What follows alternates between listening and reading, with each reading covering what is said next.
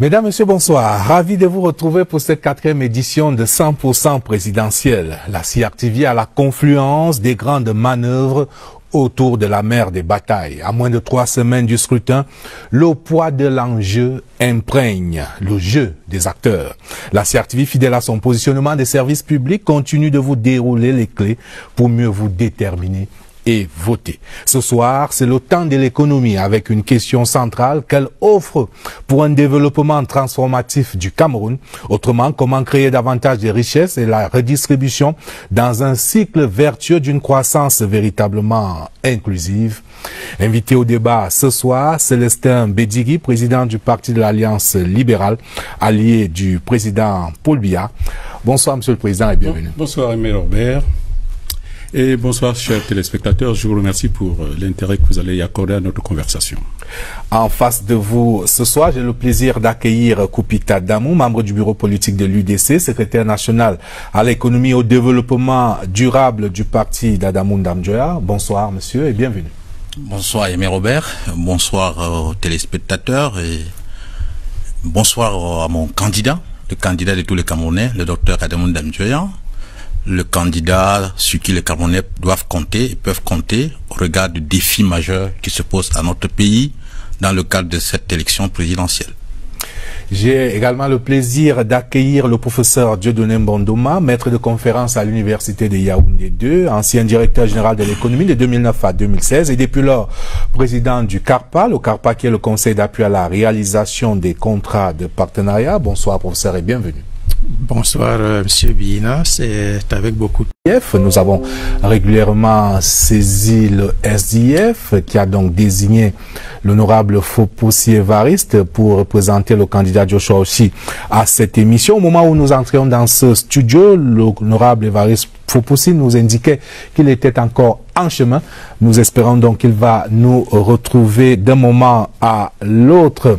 Évidemment, nos rubriques habituelles, vous allez les retrouver. Ce qui fait débat avec Rodrigue Bertrand Tueno, le match des électeurs avec en duel un soutien du président Paul Biya et un soutien du candidat Kéré Mouna. Évidemment, votre rubrique Jamais sans mon code électoral de Steve Tchega sera au rendez-vous. Et bien sûr, le temps des internautes dans la rubrique Followers avec Catherine Toulou Elanga qui est déjà en place dans la salle de rédaction de CRTV News à quelques encablures de ce studio 2 du centre de production de la CRTV à Ambala 2. Bonsoir Catherine, vous me disiez il y a seulement quelques minutes que le débat fait déjà rage sur nos plateformes numériques. Vous confirmez?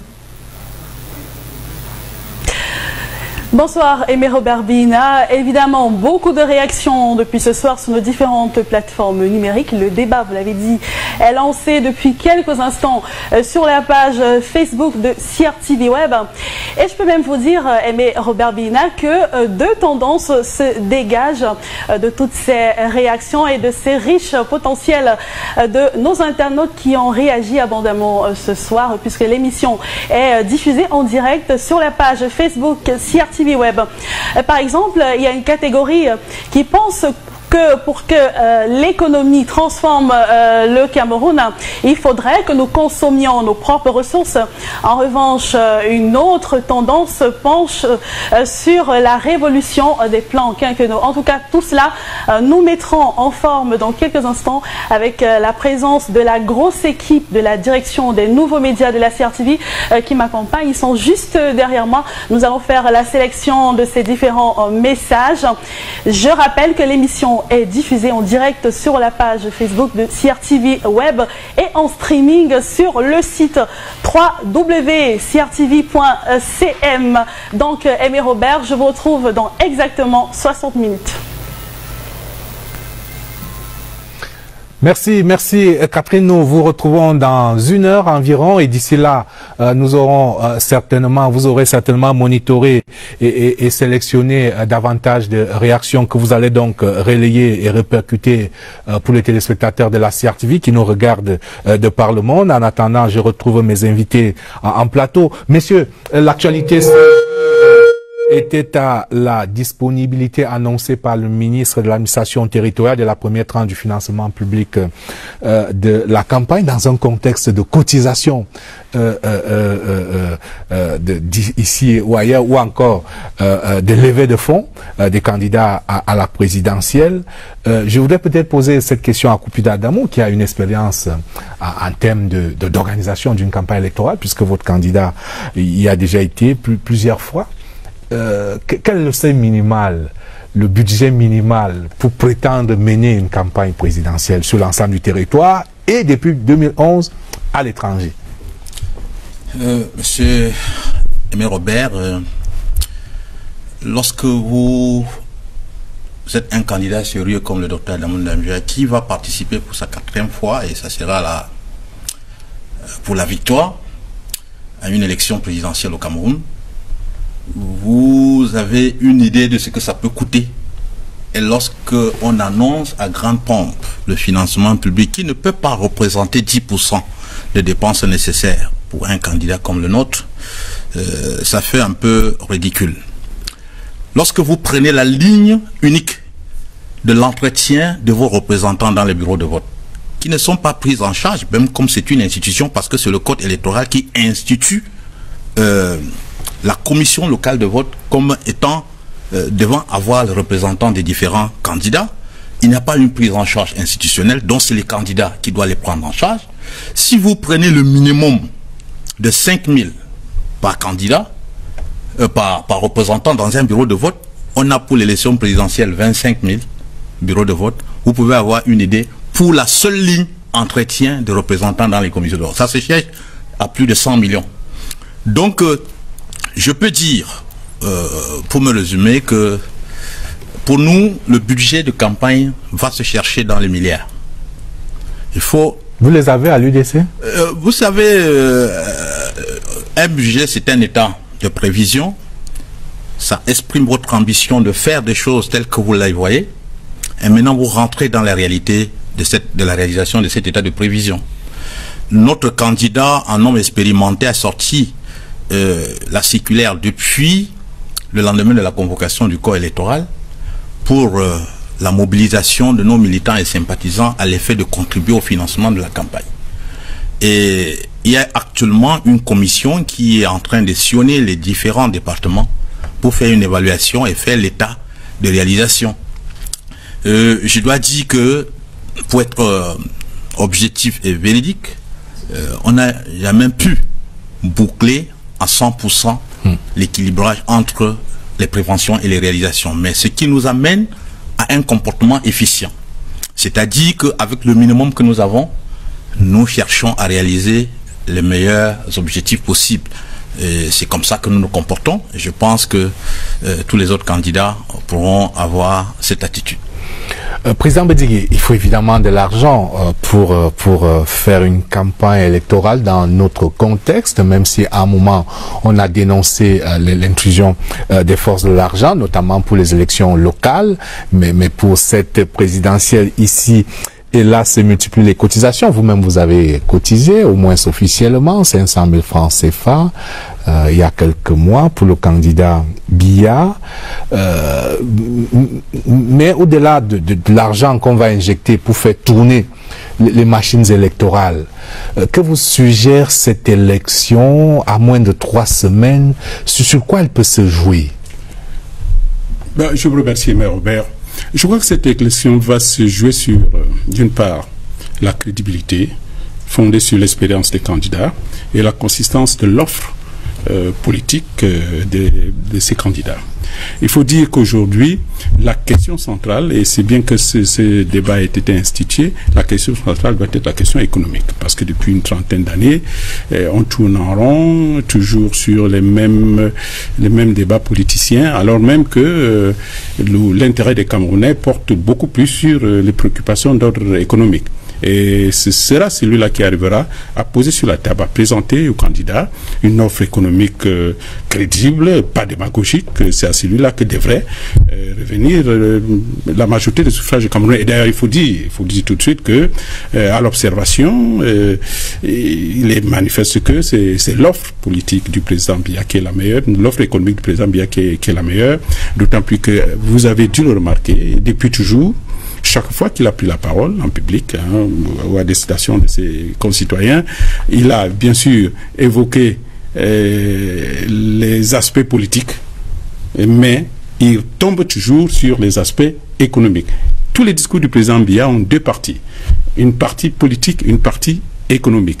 Toutes choses que vous ne retrouvez pas dans les propos de la plupart de ceux-là qui sont candidats aujourd'hui. Oui, on en reparlera dans un instant. Alors, professeur Dieudonné Bondomah, je voulais d'abord vous poser une question d'ordre général sur la stratégie adoptée par les partis politiques, y compris au sein du RDPC. Il se dit que ça va davantage être le porte-à-porte que l'ère des grands meetings pour impressionner, pour frapper les foules. Cette stratégie a montré ses limites parce que souvent dans les meetings il y a le tout venant et puis le jour du vote on cherche les électeurs et donc même le RDPC, votre parti, va opter davantage pour le porte-à-porte. Ce ne sera pas un phénomène véritablement nouveau, mais il faut également dire que c'est un phénomène qui est important dans le cadre d'une campagne électorale comme celle dans laquelle nous allons entrer officiellement dans quelques jours. En d'autres termes, il y aura certainement des discours en public, mais l'on sait que tous les potentiels électeurs ne prennent pas part au meeting public. Tous les potentiels électeurs ne captent pas la totalité du message que l'on pourrait véhiculer au cours d'un meeting. C'est la raison pour laquelle il est important d'aller vers ces électeurs-là dans le cadre des opérations de porte-à-porte. Et c'est pourquoi l'organisation mise en place par le Rassemblement démocratique du peuple camerounais part du niveau national jusqu'au niveau micro, qui va donc permettre que ces opérations de porte-à-porte puissent se dérouler efficacement. Kopi Adamou, avant de rentrer dans le vif du sujet, j'aimerais quand même que vous réagissiez à cette question d'actualité de notre confrère Jeune Afrique qui postule que le match est quasiment plié avec un Paul Biya grand favori et derrière lui un match à 3 entre Kamto, Joshua, Akere, qui a pour enjeu de savoir qui va être le leader de l'opposition de demain. Aimé Robert, ça me fait rire tout simplement, parce que nous savons à quoi est réduit la presse camerounaise, même s'il s'agit ici d'une presse dont le promoteur n'est pas établi sur le territoire national.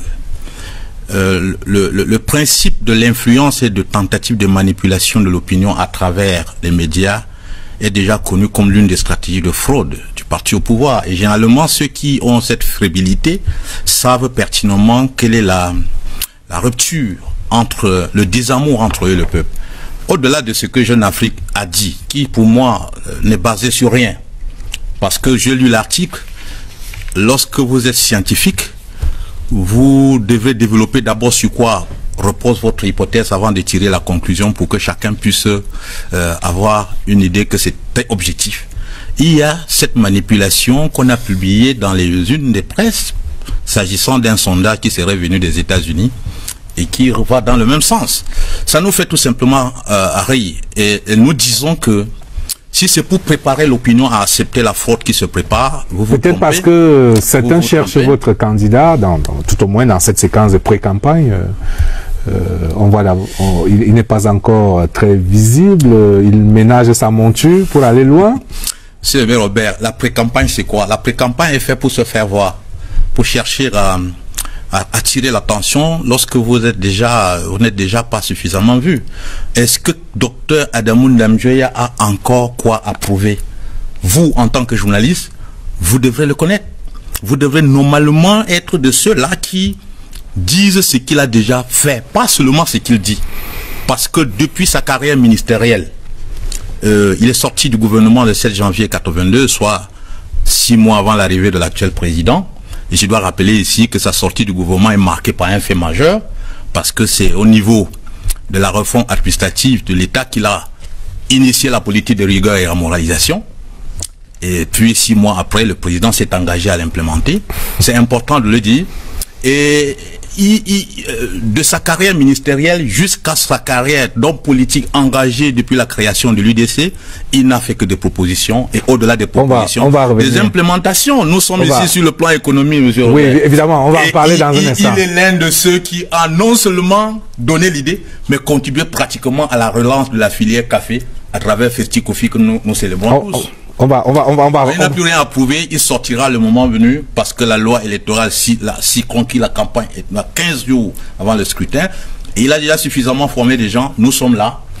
L'UDC, c'est l'institution, et nous savons stratégiquement à quel moment notre icône sortira pour dire ce qu'il faut aux Camerounais et quand il faut. Et dans moins de 3 semaines, les Camerounais vont voter. Une question, qu'est-ce qui peut faire basculer cette élection? Il est donc constant, le président Bédigué l'a dit, et tous les spécialistes le disent, que l'économie constitue dans tous les pays au monde l'un des déterminants du vote, de l'intérêt à confronter les offres économiques des candidats. Que nous propose-t-il pour changer nos vies?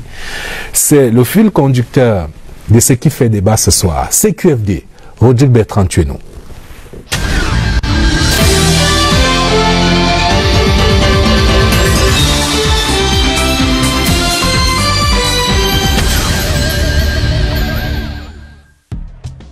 L'élection présidentielle du 7 octobre prochain devant se tenir dans un environnement économique difficile qui fait des ravages dans le panier de la ménagère, les différents candidats en course sont prolixes dans les segments de leur programme consacrés à l'économie.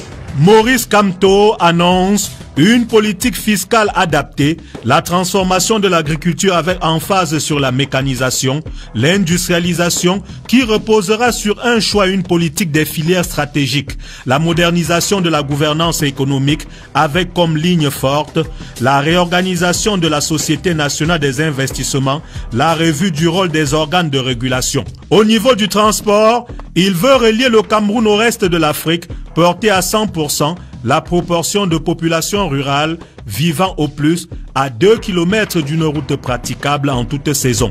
Bref, Kamto veut faire du Cameroun le lion économique d'Afrique. Place à Cabral Libye. Le Benjamin des candidats s'oppose à la sortie du franc CFA, est pour la réduction des frais de douane pour les engins industriels, le financement de l'économie en grande partie par les épargnes de la diaspora camerounaise. Serge Espoir Matomba veut assainir et créer un environnement propice aux entreprises, un système fiscal incitatif pour permettre aux entreprises de ne plus se concentrer dans les grandes villes. Alléger de 10% les impôts des entreprises employant au moins 5 Camerounais. Susciter l'entrepreneuriat camerounais. Instituer les états généraux des finances avec un accent sur la production, la transformation et la distribution. Il veut faire entrer au bout de 4 ans 18 000 milliards de francs CFA au Cameroun. Et Joshua aussi alors, entre autres propositions, il veut redonner aux opérateurs économiques une place centrale, promouvoir des investissements privés et publics massifs des nationaux, définir et protéger les secteurs économiques de souveraineté, promouvoir un secteur industriel fondé sur la transformation des ressources naturelles nationales, promouvoir des activités industrielles par région et fondées sur les ressources locales, promouvoir les grandes zones agricoles fondées sur les principales zones agroécologiques du Cameroun. Quant à Paul Biya, le tweet annonciateur de sa candidature condense sa vision. Continuer à remettre l'économie sur le chemin de la croissance, poursuivre la multiplication des équipements publics, faciliter davantage la création d'entreprises, pour ne citer que ces exemples. Le débat autour de ces propositions est houleux. Certaines opinions saluent la hardiesse des propositions allant dans le sens des aspirations profondes du peuple, d'autres les qualifient de projets surréalistes, de mesures populistes.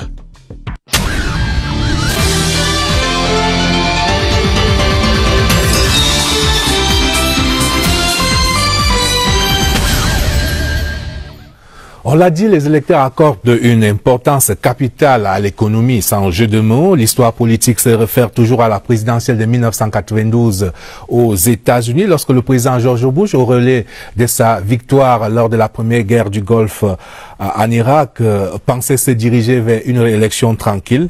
Et puis, il a eu face à lui un certain Bill Clinton avec son slogan de campagne « Is the economy stupid ?» Le président Bedigan sait certainement quelque chose pour dire que l'économie ne ment pas. À l'arrivée, les résultats économiques ont fait défaut au président George Bush, qui n'a donc pas été réélu. On a retenu ce slogan de campagne de Bill Clinton, « Is the economy stupid ?» pour réaffirmer une fois de plus toute l'importance de l'offre économique pour séduire et conquérir les électeurs. Alors, président Bedigui, lorsque vous suivez ce panorama des propositions des autres candidats, est-ce qu'il y en a une seule qui vous marque, qui vous parle? Aucune. En dehors de celle, évidemment, du président Biya. Sur laquelle on va revenir. Oui, sur laquelle on va revenir, mais il faut surtout regarder les conséquences de ce que je pourrais appeler une vacuité de l'offre économique, au sens où les politiques n'arrivent pas à offrir aux Camerounais une vision rassurante de ce que demain peut être et indiquer les moyens sur lesquels ils vont créer ce futur radieux, laisse la place à de véritables charlatans ou vraiment à des charlatans. Vous permettrez que j'insiste sur ce point parce que lorsque les politiques faillissent, alors entrent en jeu des personnes qui s'invitent dans la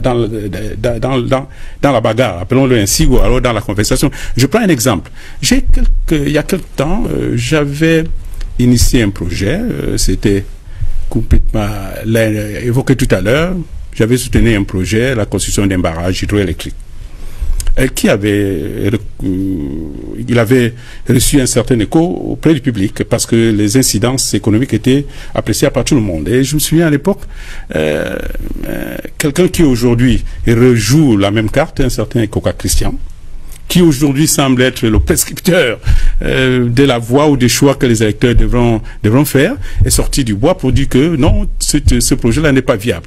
Et ces temps derniers, je l'ai encore écouté, parce qu'aujourd'hui, c'est l'un des gourous, il semble s'être établi comme l'un des gourous de la scène économico-politique du Cameroun pour indiquer aux Camerounais dans quelle direction ils doivent aller, faisant valoir le fait que il est conseiller technique au cabinet civil. Alors que lorsqu'on écoute les critiques qui sont faites, toujours pour parler de l'imposture, on se rend compte que elles ne sont pas économiques, ce qui établit clairement que ce monsieur n'est pas un économiste.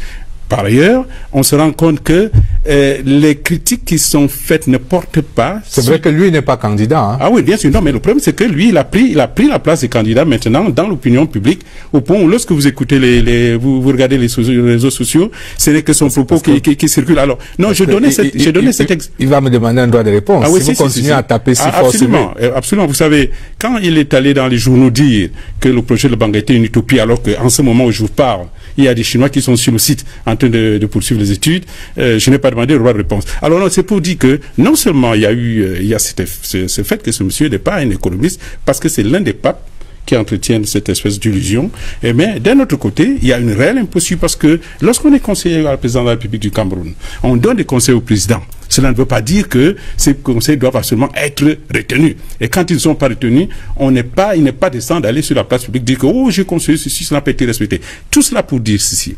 Tout cela pour dire que lorsque les candidats faillissent, alors l'imposture règne. Le cas de M. Ekoka, qui est un imposteur avéré, le démontre, et les candidats devraient y réfléchir, parce qu'à la place, qu'est-ce qu'on écoute le plus aujourd'hui? C'est des discours d'imposture comme cela. Et alors c'est entendu, n'en jetez plus sur M. Non, mais ça suffit. Oui, alors, Paul Biya a mis l'accent ces dernières années sur les équipements collectifs de base, pour parler comme les économistes, et qui sont un préalable à tout décollage économique. Tout cela est balisé par le document de stratégie pour la croissance et l'emploi. On a la chance d'avoir un des architectes de ce DSE, un des architectes de l'ombre, puisque ceux qui étaient en avant-scène sont très connus, notamment le ministre Motaze, à l'économie à l'époque, aujourd'hui aux finances, le président Biya lui-même.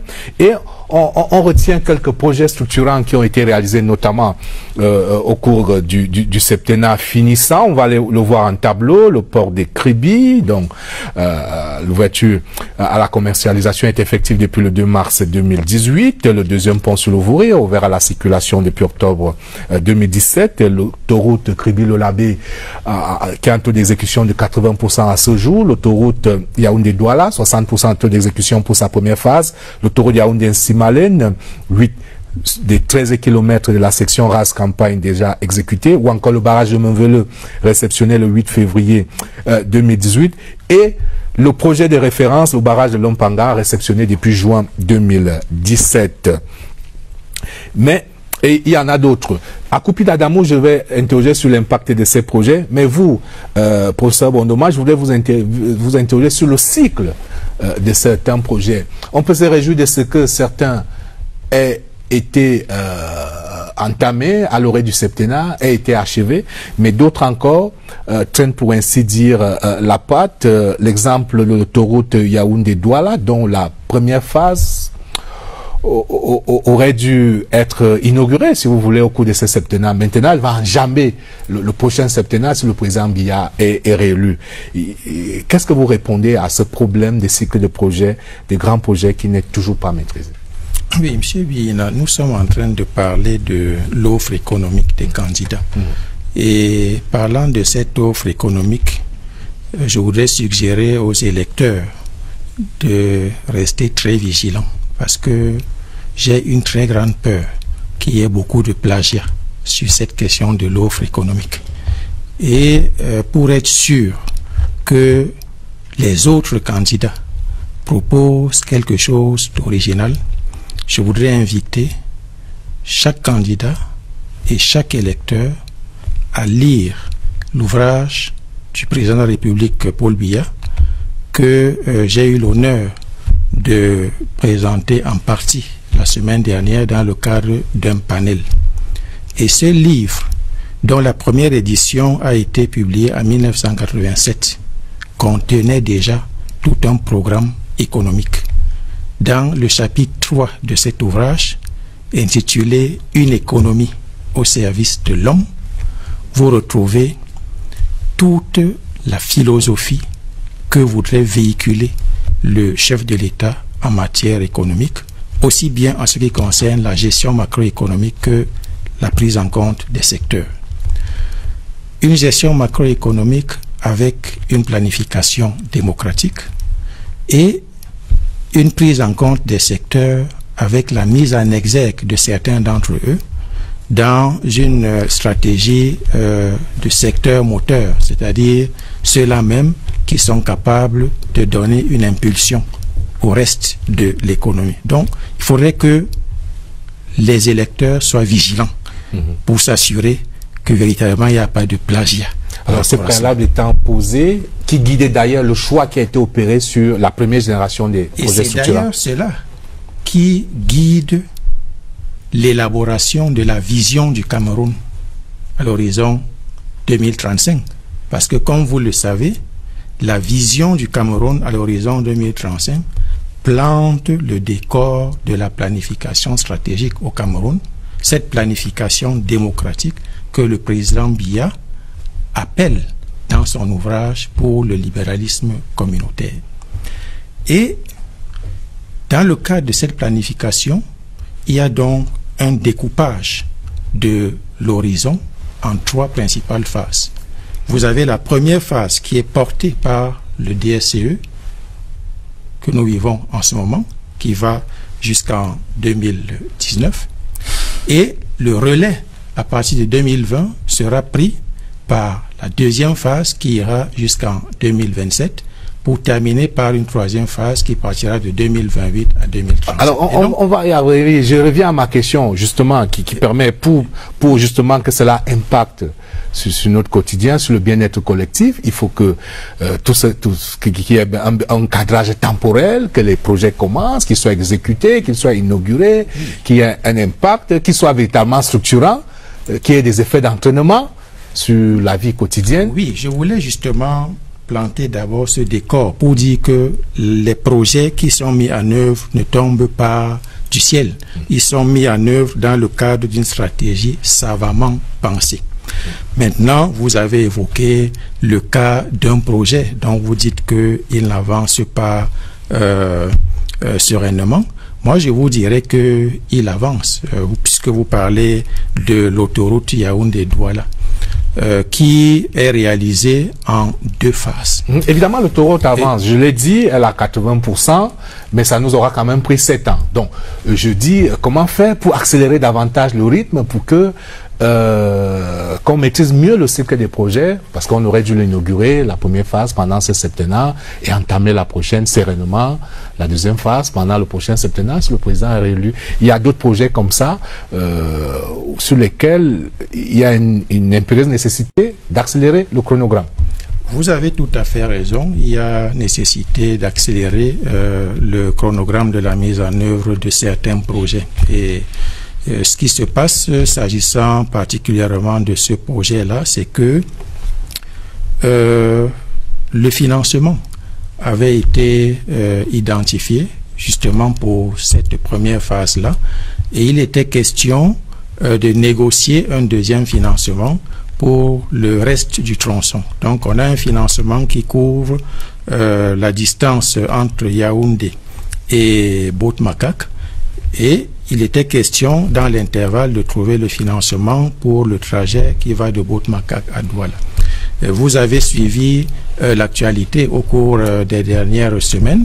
Le chef de l'État a pris le dossier en main et a demandé que les partenaires chinois puissent nous accompagner dans la réalisation de ce projet. C'est donc dire que nous sommes dans une logique de continuité de ce projet et nous espérons pouvoir boucler le financement tel que sollicité par le chef de l'État pour que le projet soit complètement réalisé. Alors, Koupita Damo, sur votre offre économique, vous allez présenter votre programme, vous me l'avez dit hors antenne, dans les prochains jours, peut-être lundi, on peut l'annoncer en exclusivité pour les téléspectateurs de 100% présidentiel. Vous avez eu le temps d'observer la scène. Est-ce que vous êtes inspiré du programme du RDPC ou vous avez des propositions innovantes qui adossent également et réalistes en même temps?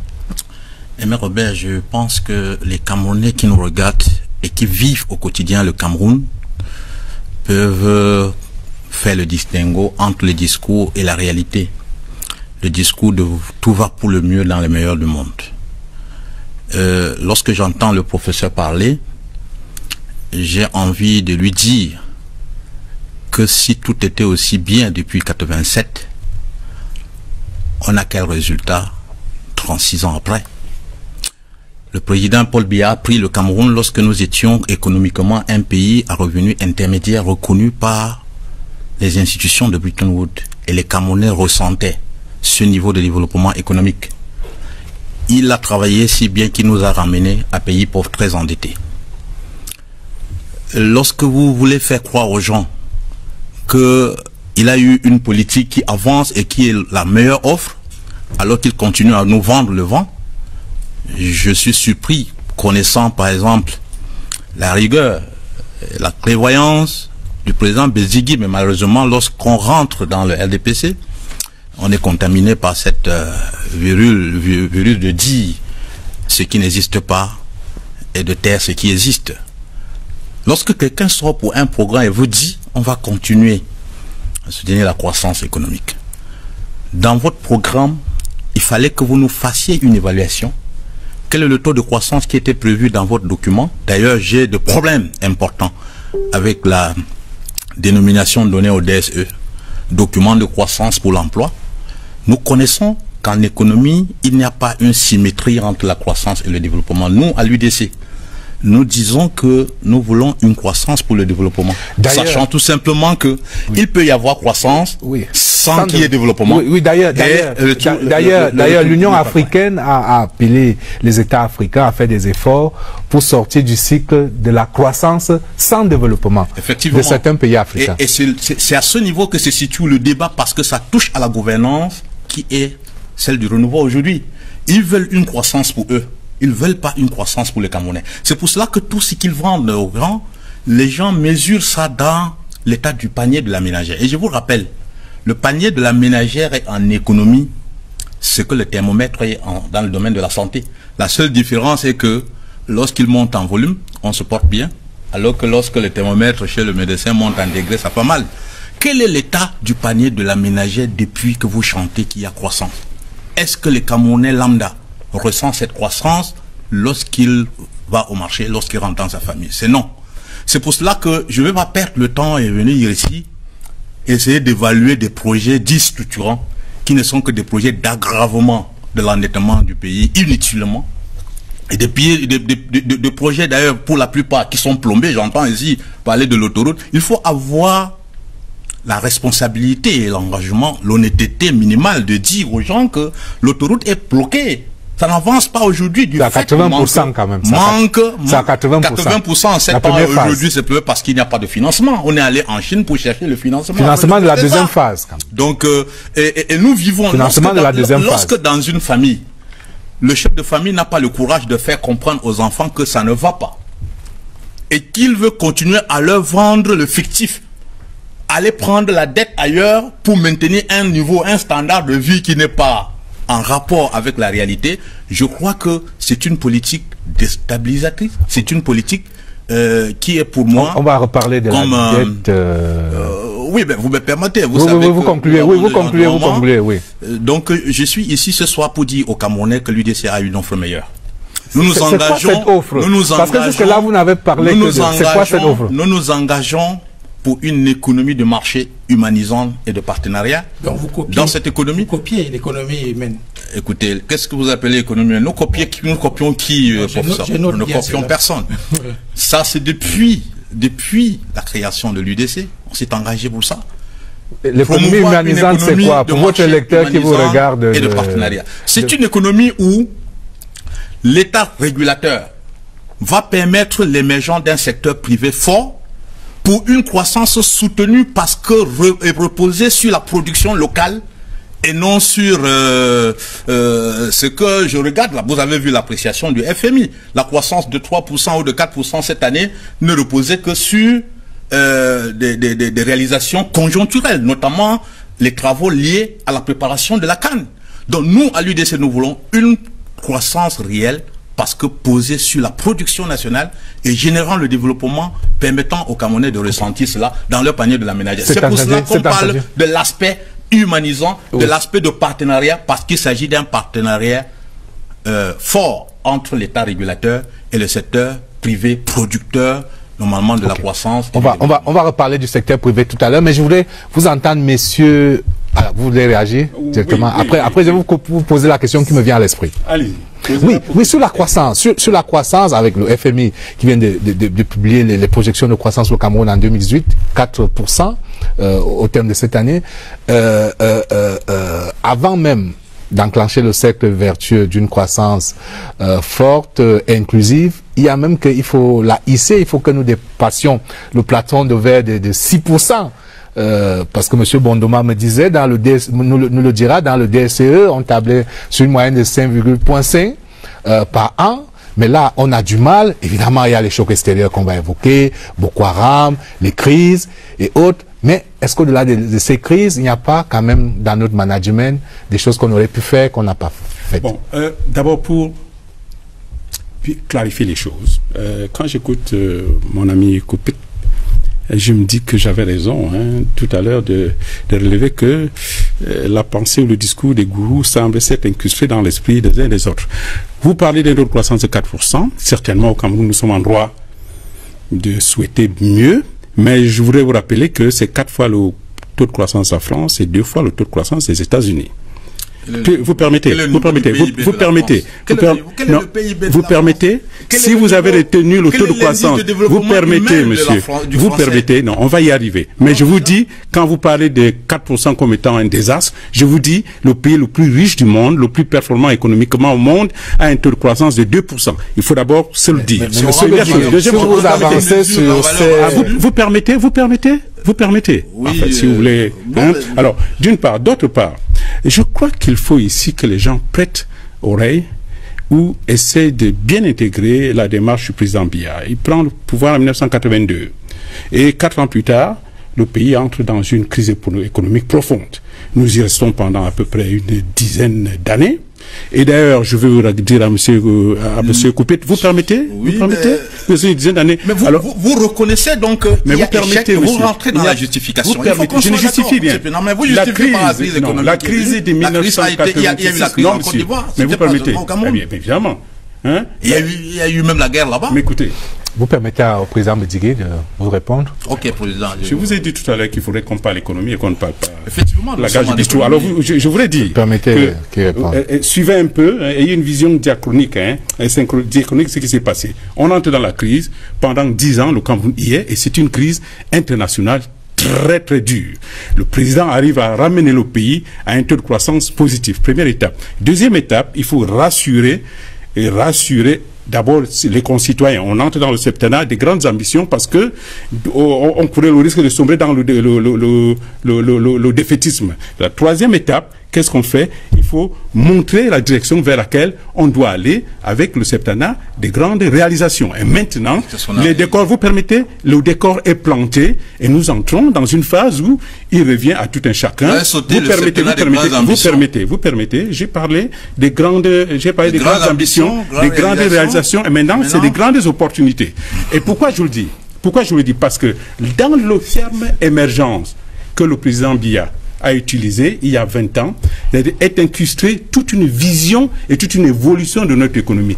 Que veut dire devenir un pays émergent? Ça veut dire que le pays cesse d'être enfermé dans des préoccupations économiques pour satisfaire le marché domestique, pour s'élever au niveau du marché global. En d'autres termes, ce que le président Biya fait, c'est de faire évoluer le modèle économique du Cameroun, qui jusque-là était fondé sur ce qu'on appelle l'import-substitution, c'est-à-dire on mettait en place des petites unités de production nous permettant juste de satisfaire la demande domestique, pour maintenant évoluer vers l'insertion de l'économie du pays dans ce qu'on appelle les chaînes de valeur ajoutées mondiales. Qu'est-ce que cela se traduit par quoi? Et c'est important. Dans une économie d'import-substitution, le volume des unités de production ne justifie pas une absorption massive de la main-d'œuvre. Mais lorsqu'on entre à une étape où on a besoin d'unités de production permettant de satisfaire plutôt, ayant pour cible le marché global, on a ainsi la capacité d'absorber beaucoup plus de main-d'œuvre, et pour le faire, on essaie de tirer profit de ce que le Cameroun peut avoir comme avantage comparatif. Aujourd'hui, le Cameroun les a. Les deux avantages comparatifs que sont, il a relevé, vous permettez, le Cameroun a deux avantages comparatifs. Nous sommes en train de lever la contrainte énergétique, parce que là, on est déjà à 2000 mégawatts qui sont disponibles. Si on finit les 2 ou 3, 4 projets qui sont en cours, on arrivera là à 3500 mégawatts, ce qui permettra désormais que l'on puisse engager une véritable industrialisation manufacturière. Deuxième avantage comparatif. Qui permettra une plus forte absorption de la main-d'œuvre. Et d'ailleurs, le modèle que nous avons élaboré montre que si on reste dans cette lancée, n'est-ce pas? Si on reste dans cette lancée, on va se retrouver dans une dizaine d'années avec un PIB qui passera de 20 000 milliards de francs CFA par an aujourd'hui à un PIB d'à peu près 40 milliards de francs. Et ça donne la possibilité, pendant cette même période, de créer à peu près 6 millions d'emplois. Alors vous faites bien. Avec ces 6 millions d'emplois, on a plus des revenus qui entrent dans le pays. On a un relèvement du PIB par habitant, un net recul de la pauvreté. Voilà la vision dans laquelle s'inscrit l'action du président Biya. Mais évidemment, oui, président Bédigué, vous faites bien de le dire. Et je voudrais que oui, c'est entendu. Non, je voudrais que, attendez. Oui, vous allez répondre. Mais je voudrais que le professeur Bondoma éclaire les Camerounais sur un élément de compréhension simple. C'est ce PIB, ce taux de croissance qui, d'accord, on est parti d'une décroissance, on est remonté, là on est aussi à 3,5, à 4% cette année. On espère toujours franchir la barre des 5,5, de 6%. Mais les Camerounais veulent comprendre pourquoi dans le même temps, certains pays d'Afrique de l'Ouest peuvent osciller autour d'une croissance à 2 chiffres. Alors que nous, on a du mal à franchir le plafond de verre de 5,5%. Évidemment, on connaît les chocs exogènes qu'on a eus, la chute des cours du pétrole, la guerre contre Boko Haram, la guerre au nord-ouest, au sud-ouest. Oui, on le sait. Mais est-ce que ça justifie tout que nous ne franchissions pas ce plafond de verre? Monsieur l'ancien directeur général de l'économie. Oui, je pense qu'il y a d'abord lieu de faire quelques clarifications, hein, parce que là, j'ai entendu que on est passé d'un niveau de pays à revenu intermédiaire à un pays pauvre très endetté. Il faudrait dire que déjà la notion de pays à revenu intermédiaire elle s'apprécie dans un intervalle de revenus par habitant. Donc ça c'est très important. Et qu'en deuxième lieu, il n'y a pas de catégorisation en termes de pays pauvres très endettés. PPTE, c'est une initiative qui a été mise en place à un moment donné pour accompagner des pays qui avaient en face d'eux un endettement élevé et avec lesquels on travaillait pour réduire ce niveau d'endettement. Il ne s'agit donc pas d'une classification internationale au point où aujourd'hui on puisse être amené à dire que le Cameroun a été ramené au niveau de PPTE. Donc c'est bien une initiative. Je voudrais terminer, Monsieur Kopi.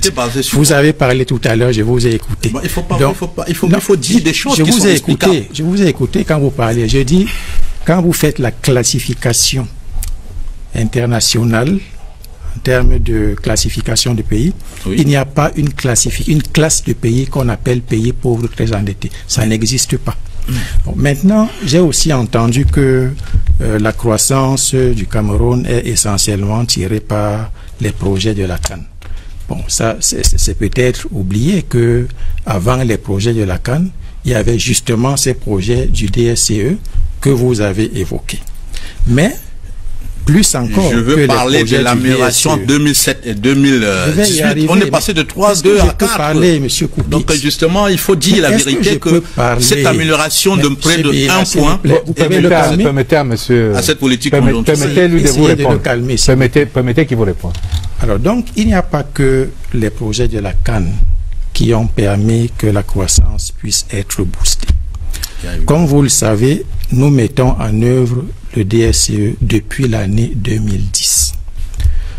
Ajouté à la mise en œuvre des projets du DSCE, il y a eu, comme élément de régulation conjoncturelle, un plan d'urgence qui a été décidé par le chef de l'État. Et les impacts se font ressentir déjà pour cette année, puisque l'impact de la mise en œuvre du plan d'urgence sur le taux de croissance en 2018, c'est un impact de plus 0,5. C'est-à-dire que par rapport à ce qui se serait fait sans plan d'urgence. En 2019, cet impact monte à 1% de taux de croissance. Cela dit qu'il y a une véritable régulation conjoncturelle qui est couplée à une politique structurelle, savamment pensée dans le cadre de la planification que j'ai indiqué tantôt. Et alors pourquoi malgré tout ça, nous n'allons pas plus vite pour frôler la croissance à 2 chiffres? Justement, vous aviez parlé de l'objectif du DSCE. Le DSCE, c'est une moyenne de 5,5% sur la période 2010-2019. Vous allez me dire que ce n'est pas ambitieux, mais c'est un objectif que nous nous sommes fixés, tenant compte de notre capacité. Pourquoi? Et en même temps, à côté, certains font 9%, ils font 10%. C'est ce que les Camerounais veulent comprendre. C'est vrai que l'environnement n'est pas le même, mais... Voilà, heureusement, vous dites l'environnement n'est pas le même. Monsieur parle de zéro. Voilà. Monsieur Bezigui a parlé tantôt de la crise de 1980. Ce n'était pas spécifique au Cameroun. Hein. Mais j'ajoute qu'après cela, nous avons 2007-2008 avec la crise des subprimes qui a aussi touché les États-Unis et qui s'est propagée à travers le monde. Le Cameroun n'a pas échappé aux impacts de cette crise. Mais, comme vous le savez, avec les politiques économiques que nous avons développées, dès l'année 2010, nous avons pu repartir à un niveau de croissance soutenu. Et donc, sur la période de mise en œuvre du DSCE, qui est celle de 2010, à ce jour, nous en sommes à une moyenne de 5%. Et alors, il reste 2 ans pour la mise en œuvre de ce document de stratégie pour la croissance et l'emploi. Nous sommes tout à fait convaincus que l'objectif qui avait été fixé sera atteint, puisque vous demandiez tout à l'heure si l'objectif a été atteint. Il sera atteint au terme de l'horizon. Alors, on s'avance vers les projets dits de deuxième génération et tout cela amène à poser avec beaucoup d'acuité la problématique de la dette sur la table. Messieurs, je voulais que nous parlions de la dette d'abord avec ce tableau avec l'encours de la dette du Cameroun au 31 mai 2018 qui se situait dans l'ordre de 32% du PIB avec des projections de 35 à 36% d'ici la fin de l'année 2018, 36%. Je rappelle que le plafond, la norme CEMAC est de 70% du PIB. Au plus fort de la crise de la dette, le Cameroun était à plus de 106% du PIB. Mais il y a eu l'annulation de la dette qui nous a permis d'effacer une bonne partie de notre dette. Et c'est reparti, c'est remonté. Certains s'inquiètent, comme le FMI, pas seulement pour le Cameroun, mais de manière générale, l'endettement effréné de certains pays africains. Le FMI dit attention. Christine Lagarde, dans une interview à Jeune Afrique, parle même de la dette comme l'ennemi de la reprise, du décollage. Et vous, président Bedigui, vous avez commis une publication sur Facebook où vous défendiez, vous souteniez cette politique d'endettement, notamment auprès de nos partenaires chinois. Absolument, absolument. D'ailleurs, je dois dire qu'à l'occasion, Madame Lagarde a eu une posture qui est des plus questionnables, parce que attention, nous sommes je le dis, et je vais d'ailleurs vous dire, je vais vous révéler quelque chose. Je connais une personne. Avant de parler de Madame Lagarde, il faut bien. Pourquoi je le dis? Parce que tout économiste connaît ou sait la notion que l'on appelle l'effet de levier de l'endettement, qui en matière de gestion fait que les fonds d'emprunt ont un taux de rentabilité interne plus élevé que les fonds propres. C'est un principe fondamental en économie et en finance, premièrement. Deuxièmement, nous parlons d'un plafond CEMAC, n'est-ce pas? 70%. De 70%. Comment peut-on venir dire à un pays qui n'est qu'à 45% de son taux d'endettement, qu'il est surendetté, alors même que la France a un taux d'endettement de 105%, non, de 115% de son PIB, et les États-Unis, qui sont le pays le plus riche de la Terre, ont un taux d'endettement de 105% de son PIB. Au contraire, les États-Unis, eux, ils sont en position d'emprunteurs permanente sur les marchés financiers. Ils émettent quotidiennement, chaque jour, des milliards et des milliards de bons de trésor qui sont achetés par la Chine. Vous savez, le capitalisme est basé sur l'endettement. Parce que même les banques qu'on considère être les entités qui illustrent la justesse, on leur impose ce qu'on appelle le ratio Cook de 8%, c'est-à-dire l'argent qu'elles ont en propre ne doit représenter que 8% de leur bilan. Le reste de l'argent qu'utilisent les banques, c'est l'argent des dépôts des clients. Donc, les banques en permanence sont endettées. Et plus une banque a un total bilan consistant, plus elle est endettée. Alors, je le disais tout à l'heure, je disais que il y a ces imposteurs et ces gourous qui je veux dire, infestent la pensée ou la réflexion camerounaise des populations et qui peuvent causer un réel tort au pays. Aujourd'hui, moi, je m'attendais à ce que Madame Lagarde vienne nous dire, écoutez, monsieur, par rapport au plafond CEMAC, vous êtes à 35%. Si vous étiez à 70%, ça fait que pour être à 60%, vous avez une réserve, une marge d'endettement de 7 000 milliards de francs. 7 000 milliards de francs, monsieur Bina, savez-vous ce qu'on peut en faire? Alors, au lieu plutôt... Davantage de taureaux, davantage de porcs, davantage de porcs. Mais forcément. Et je vais vous dire quelque chose, ce qui est vraiment très significatif de tout ce que le Cameroun a comme potentiel aujourd'hui. Je vous parlais tout à l'heure d'un PIB qui, dans 10 ans, sera de l'ordre de 40 000 milliards de francs. À 40 000 milliards de francs, le Cameroun aura la capacité, à 70% de son PIB, de porter une dette de 35 000 milliards de francs. Aujourd'hui, nous avons une dette d'à peu près seulement de 6 000 milliards de francs. Ce qui veut dire que d'ici 10 ans, le Cameroun a 20 milliards de francs de capacités d'endettement qui peuvent être prises en compte pour engager son développement. Et c'est ce que font les États-Unis, parce que quand vous voyez les États-Unis s'enrichir tous les jours, construire des infrastructures, développer des industries qui créent la richesse sur le sol américain. Sauf que là-bas, ça va très vite. Peut-être le problème chez nous, c'est que le rythme n'est pas toujours... C'est de l'argent qui est tiré, qui est aspiré sur le marché financier à travers un endettement par les bons de trésor. Okay. C'est ça le principe économique. Je me entendre, Kopita Adamo, pourquoi la dette qui est présentée donc comme une opportunité, là, par le président Bedigui, en quoi elle vous pose problème? Merci. Alors qu'elle est maîtrisée, je cite la Richard Evina Obam, qui est le directeur général de la Caisse autonome d'amortissement, qui est l'organe de gestion de la dette publique au Cameroun. Il soutient que la dette du Cameroun est maîtrisée et viable, sans risque de surendettement. Absolument. Okay. Avec un service de la dette qui représente à peine 4% de notre PIB. Aux États-Unis, le service de la dette représente 15% du PIB. Mais enfin, de quoi nous parlons? Parlons d'économie, messieurs. Merci. Aimé Robert, avant de répondre de la dette, je voudrais attirer l'attention de M. Bedigui. C'est quelque chose qu'il a dit tout à l'heure et j'ai approuvé. Parce qu'il dit, notre objectif est de satisfaire non seulement la demande locale, mais de se déployer dans le marché global. Alors je lui pose la question. En 36 ans, le Cameroun importe le maïs, le Cameroun importe même le cudan, c'est-à-dire que les nourritures basiques, le Cameroun les importe, nonobstant le potentiel agricole dont nous disposons. Vous me permettrez tout à l'heure de revenir de manière détaillée sur l'opérationnalisation de la proposition économique du Dr Adamou Ndamuya, qui fait de l'agriculture la base essentielle du développement, où on aura un excédent qui permettra un secteur secondaire soutenu, et l'excédent de ce secteur se générera au secteur tertiaire, permettant aux Camerounais de se mettre au service des entreprises camerounaises, et non un pays qui a une économie fondamentalement extravertie, transformant les citoyens au service des entreprises. Économisez vos munitions. Alors, on en parle dans 3 minutes. De l'endettement. Sur la dette, oui. Sur la dette. Non, je suis franchement président.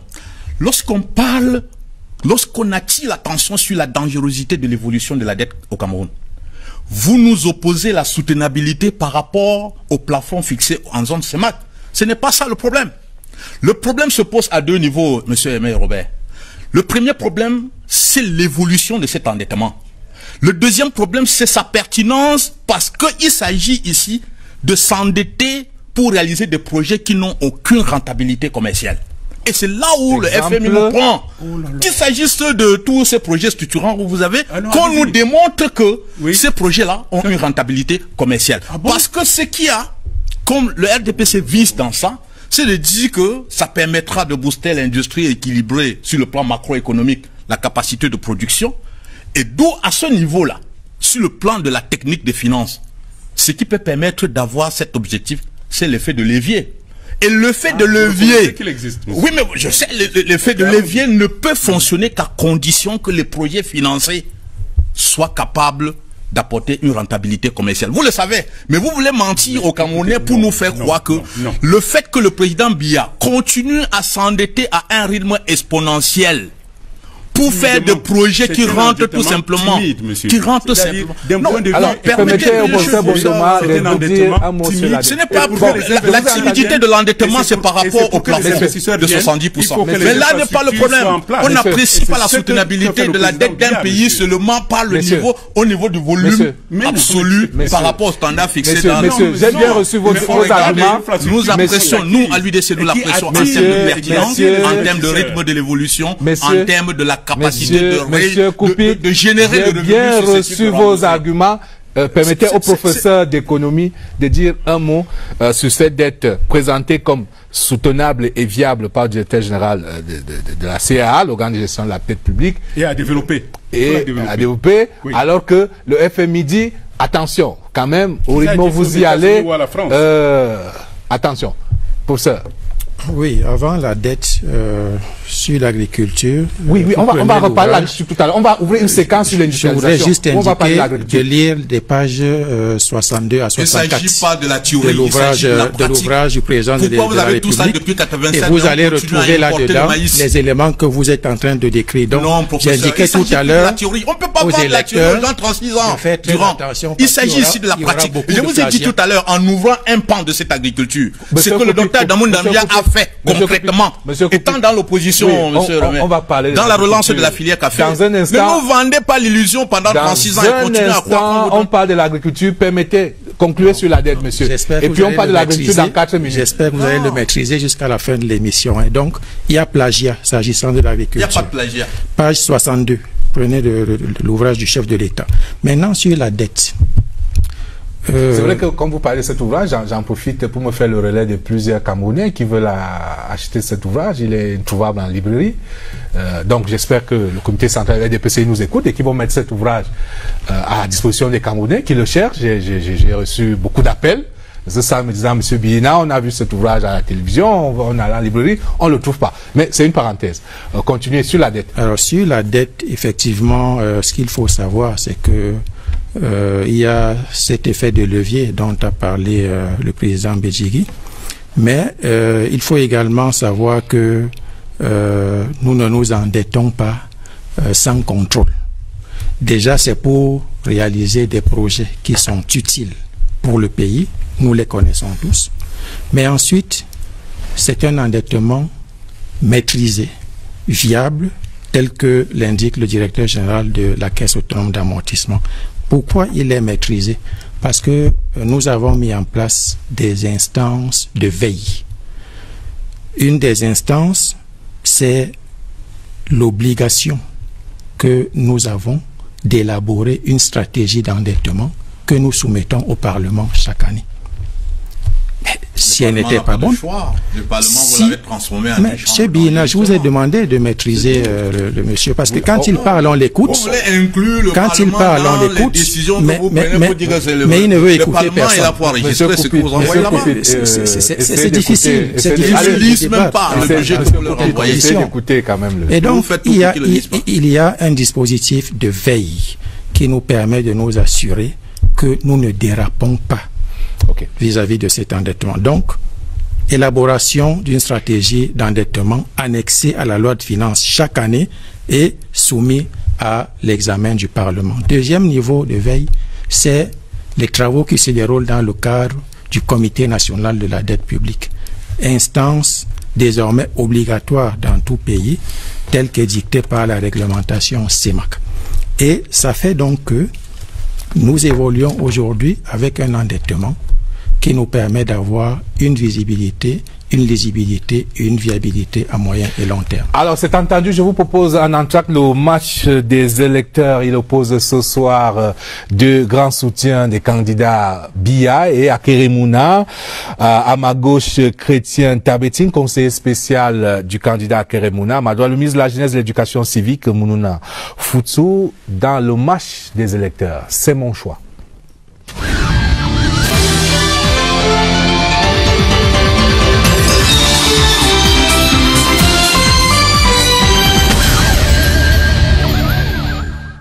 À la différence de tous les autres candidats, Akeremouna est un homme de la société civile. Il n'est pas un partisan. Il a fait une incursion dans les années 90, effectivement, dans le SDF, avec moi à l'époque d'ailleurs, mais il en est parti le plus rapidement possible. À la différence de tous les autres candidats, les autres sont dans un profil vertical, alors que Akere est le seul à être dans un profil transversal. Cela veut dire quoi, plus concrètement?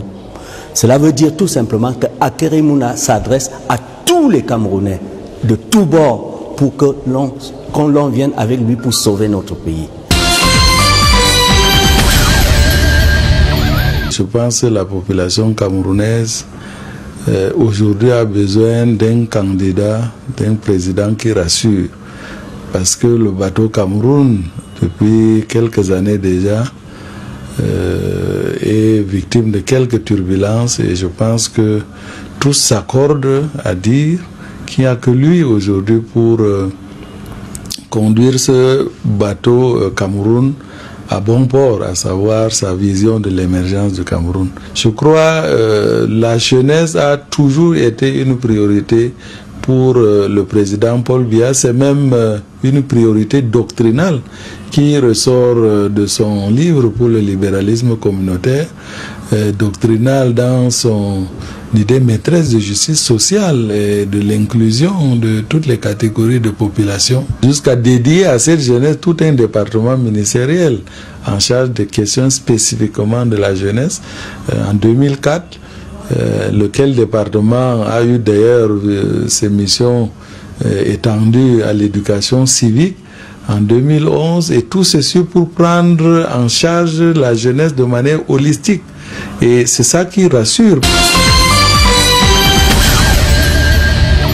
La bataille du Grand Nord, certes, il y a effectivement un nombre important d'électeurs dans ces régions, c'est-à-dire l'extrême nord, le nord. Cette bataille, pour nous, qui soutenons Akérémouna, c'est de ramener ces populations qui ont toute leur place dans la nouvelle République à retrouver effectivement la philosophie de la nouvelle gouvernance que prône Akérémouna. Donc en fait, en termes de bataille, c'est la bataille pour sauver une grande partie de notre population. On leur demande tout simplement de se joindre à nous pour instaurer cette nouvelle République qui va effectivement faire en sorte qu'il ne soit plus à la merci des élites et à la merci des vendeurs d'illusions.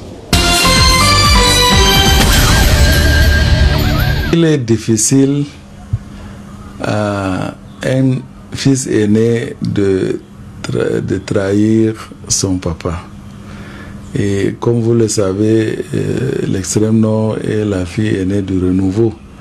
C'est connu et je pense que c'est ancré dans le conscient et même le subconscient des populations de l'extrême nord, qui, grâce à leur dextérité, viennent de vaincre en apportant tout le soutien aux initiatives du président de la République pour vaincre Boko Haram. Et les chantiers qui ont été interrompus à cause de cette secte viennent de reprendre. Et ils sont nombreux. Quand vous prenez un projet comme la digue route Gobo-Kusiri, c'est un projet structurant qui va transformer la vallée du Logone. Vous prenez la Semri aujourd'hui qui va être relancée. Vous prenez l'axe Maroua-Kusiri qui est aujourd'hui en chantier et qui va relancer l'économie. Les populations ne sont pas dupes. Et ceci, c'est des réalités, c'est des projets qui sont déjà en route et qui ont des indicateurs objectivement vérifiables. Par rapport à des promesses, je pense que la population de l'extrême nord, qui n'a pas pu être endoctrinée par Boko Haram, ne peut pas être endoctrinée par d'autres.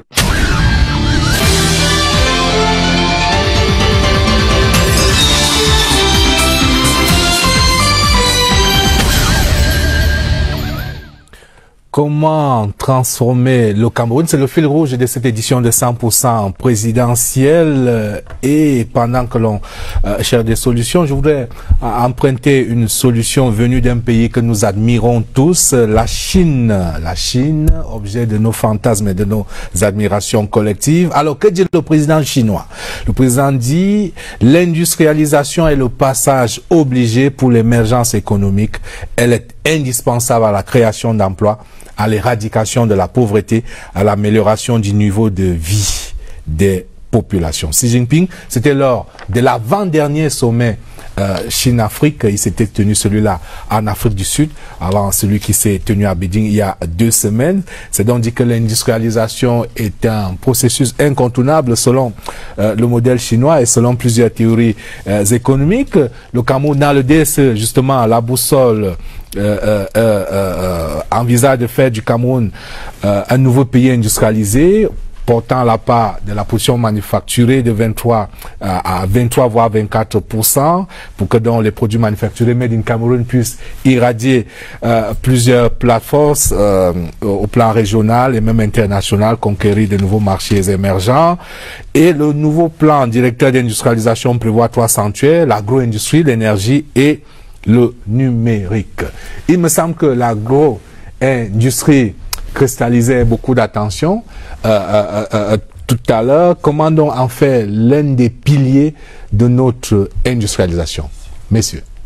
Oui, je pense qu'il y a une nécessité ici de revenir à la pensée originaire du président Biya lorsqu'il parle de la marche vers l'émergence. Quand on parle de l'agriculture ici, on pose le principe de la modernisation de l'agriculture, et qui parle de modernisation de l'agriculture, certains parleront tout simplement de la mécanisation, mais également de l'utilisation des semences améliorées et surtout de l'organisation de la distribution de la production des produits agricoles. Tout à l'heure, lorsque j'entends mon ami Koupit parler de l'agriculture, je dois lui dire que c'est une combinaison qu'il faut arriver à mettre en place, c'est-à-dire une agriculture à haut rendement, mais également un secteur manufacturier à haut rendement et à grand niveau de production. Et cela ne doit pas être seulement porté par l'État, mais doit également être porté par l'investissement ou l'initiative privée. Laquelle initiative privée ne doit pas être seulement domestique, mais doit plutôt attirer sur ces deux secteurs des investissements massifs venant de l'étranger. Parce que si nous restons sur notre agriculture à la Daba, alors que en face nous devons plutôt travailler, et c'est le projet qui découle de l'approche qu'a le président Biya, c'est-à-dire nous devons plutôt travailler à la mise en place, à la création de fonds pionniers où on aurait des exploitations agricoles de beaucoup plus grande dimension. On n'aura pas tiré tout le profit qu'on peut tirer de l'agriculture. Alors, je voudrais dire, là c'est pour relancer mon ami Koupit pour lui dire que l'agriculture telle que vous la concevez, c'est une bonne chose, mais elle est beaucoup plus, elle peut être porteur de beaucoup plus d'espoir pour le pays si elle était vue sous un angle qui est d'un rendement plus élevé, notamment avec la création et des fronts pionniers. Parce qu'il faut des fronts pionniers, la création d'organismes comme des missions d'aménagement des zones agricoles, parce que on parle souvent des tracteurs de Bolova. Évidemment, pour que on mette en œuvre des tracteurs, il faut qu'il y ait des espaces qui peuvent justifier l'utilisation des tracteurs. Or, pour faire des grands espaces comme cela, il faut qu'il y ait un organisme en place qui se charge donc de l'abattage, du dessoussage et du dégagement de ces nouvelles zones, telles que les espaces qui sont concédés aux jeunes qui veulent s'installer ne portent pas sur un hectare, comme j'entendais un candidat le dire, mais portent peut-être pas sur 5, 10, 20 hectares. Voilà, c'est cette modernisation de l'agriculture-là qui est intégrée dans le programme de la vision du président Biya de faire du Cameroun un pays émergent. Parce que c'est ainsi que sont les agricultures dans les pays émergents. Vous savez, M. Robert, je pense que c'est inutile de perdre mon temps à apporter des critiques par rapport à l'offre que soutient le professeur et le président Bézigui. On veut justement entendre l'offre alternative. Dans l'offre alternative actuellement. Vous voyez, il commence l'agriculture au niveau de voir comment mécaniser, comment rentrer deuxième génération. Nous, à l'UDC, notre politique commence d'abord par une véritable refonte de la politique foncière. Comment est-ce que les jeunes peuvent accéder à des espaces? Comment est-ce que des organisations paysannes que nous avons déjà commencé à organiser, quand vous allez dans les communes où nous dirigeons, on a un réseau de producteurs agricoles qui compte aujourd'hui près de 6 000 producteurs, plus de 6 000 organisations, 6 000 producteurs. Comment est-ce qu'on pourra faire pour que ceux-là puissent accéder à des espaces cultivables dont le Cameroun dispose? Je rappelle ici que le Cameroun n'a pas encore exploité 30% de ses terres arables. Donc nous allons faire la révolution d'abord de la politique foncière pour rendre la terre accessible. Nous allons dans un deuxième temps travailler pour rendre nos villages viables, de manière à freiner l'exode rural. Parce que qui est-ce qui va travailler?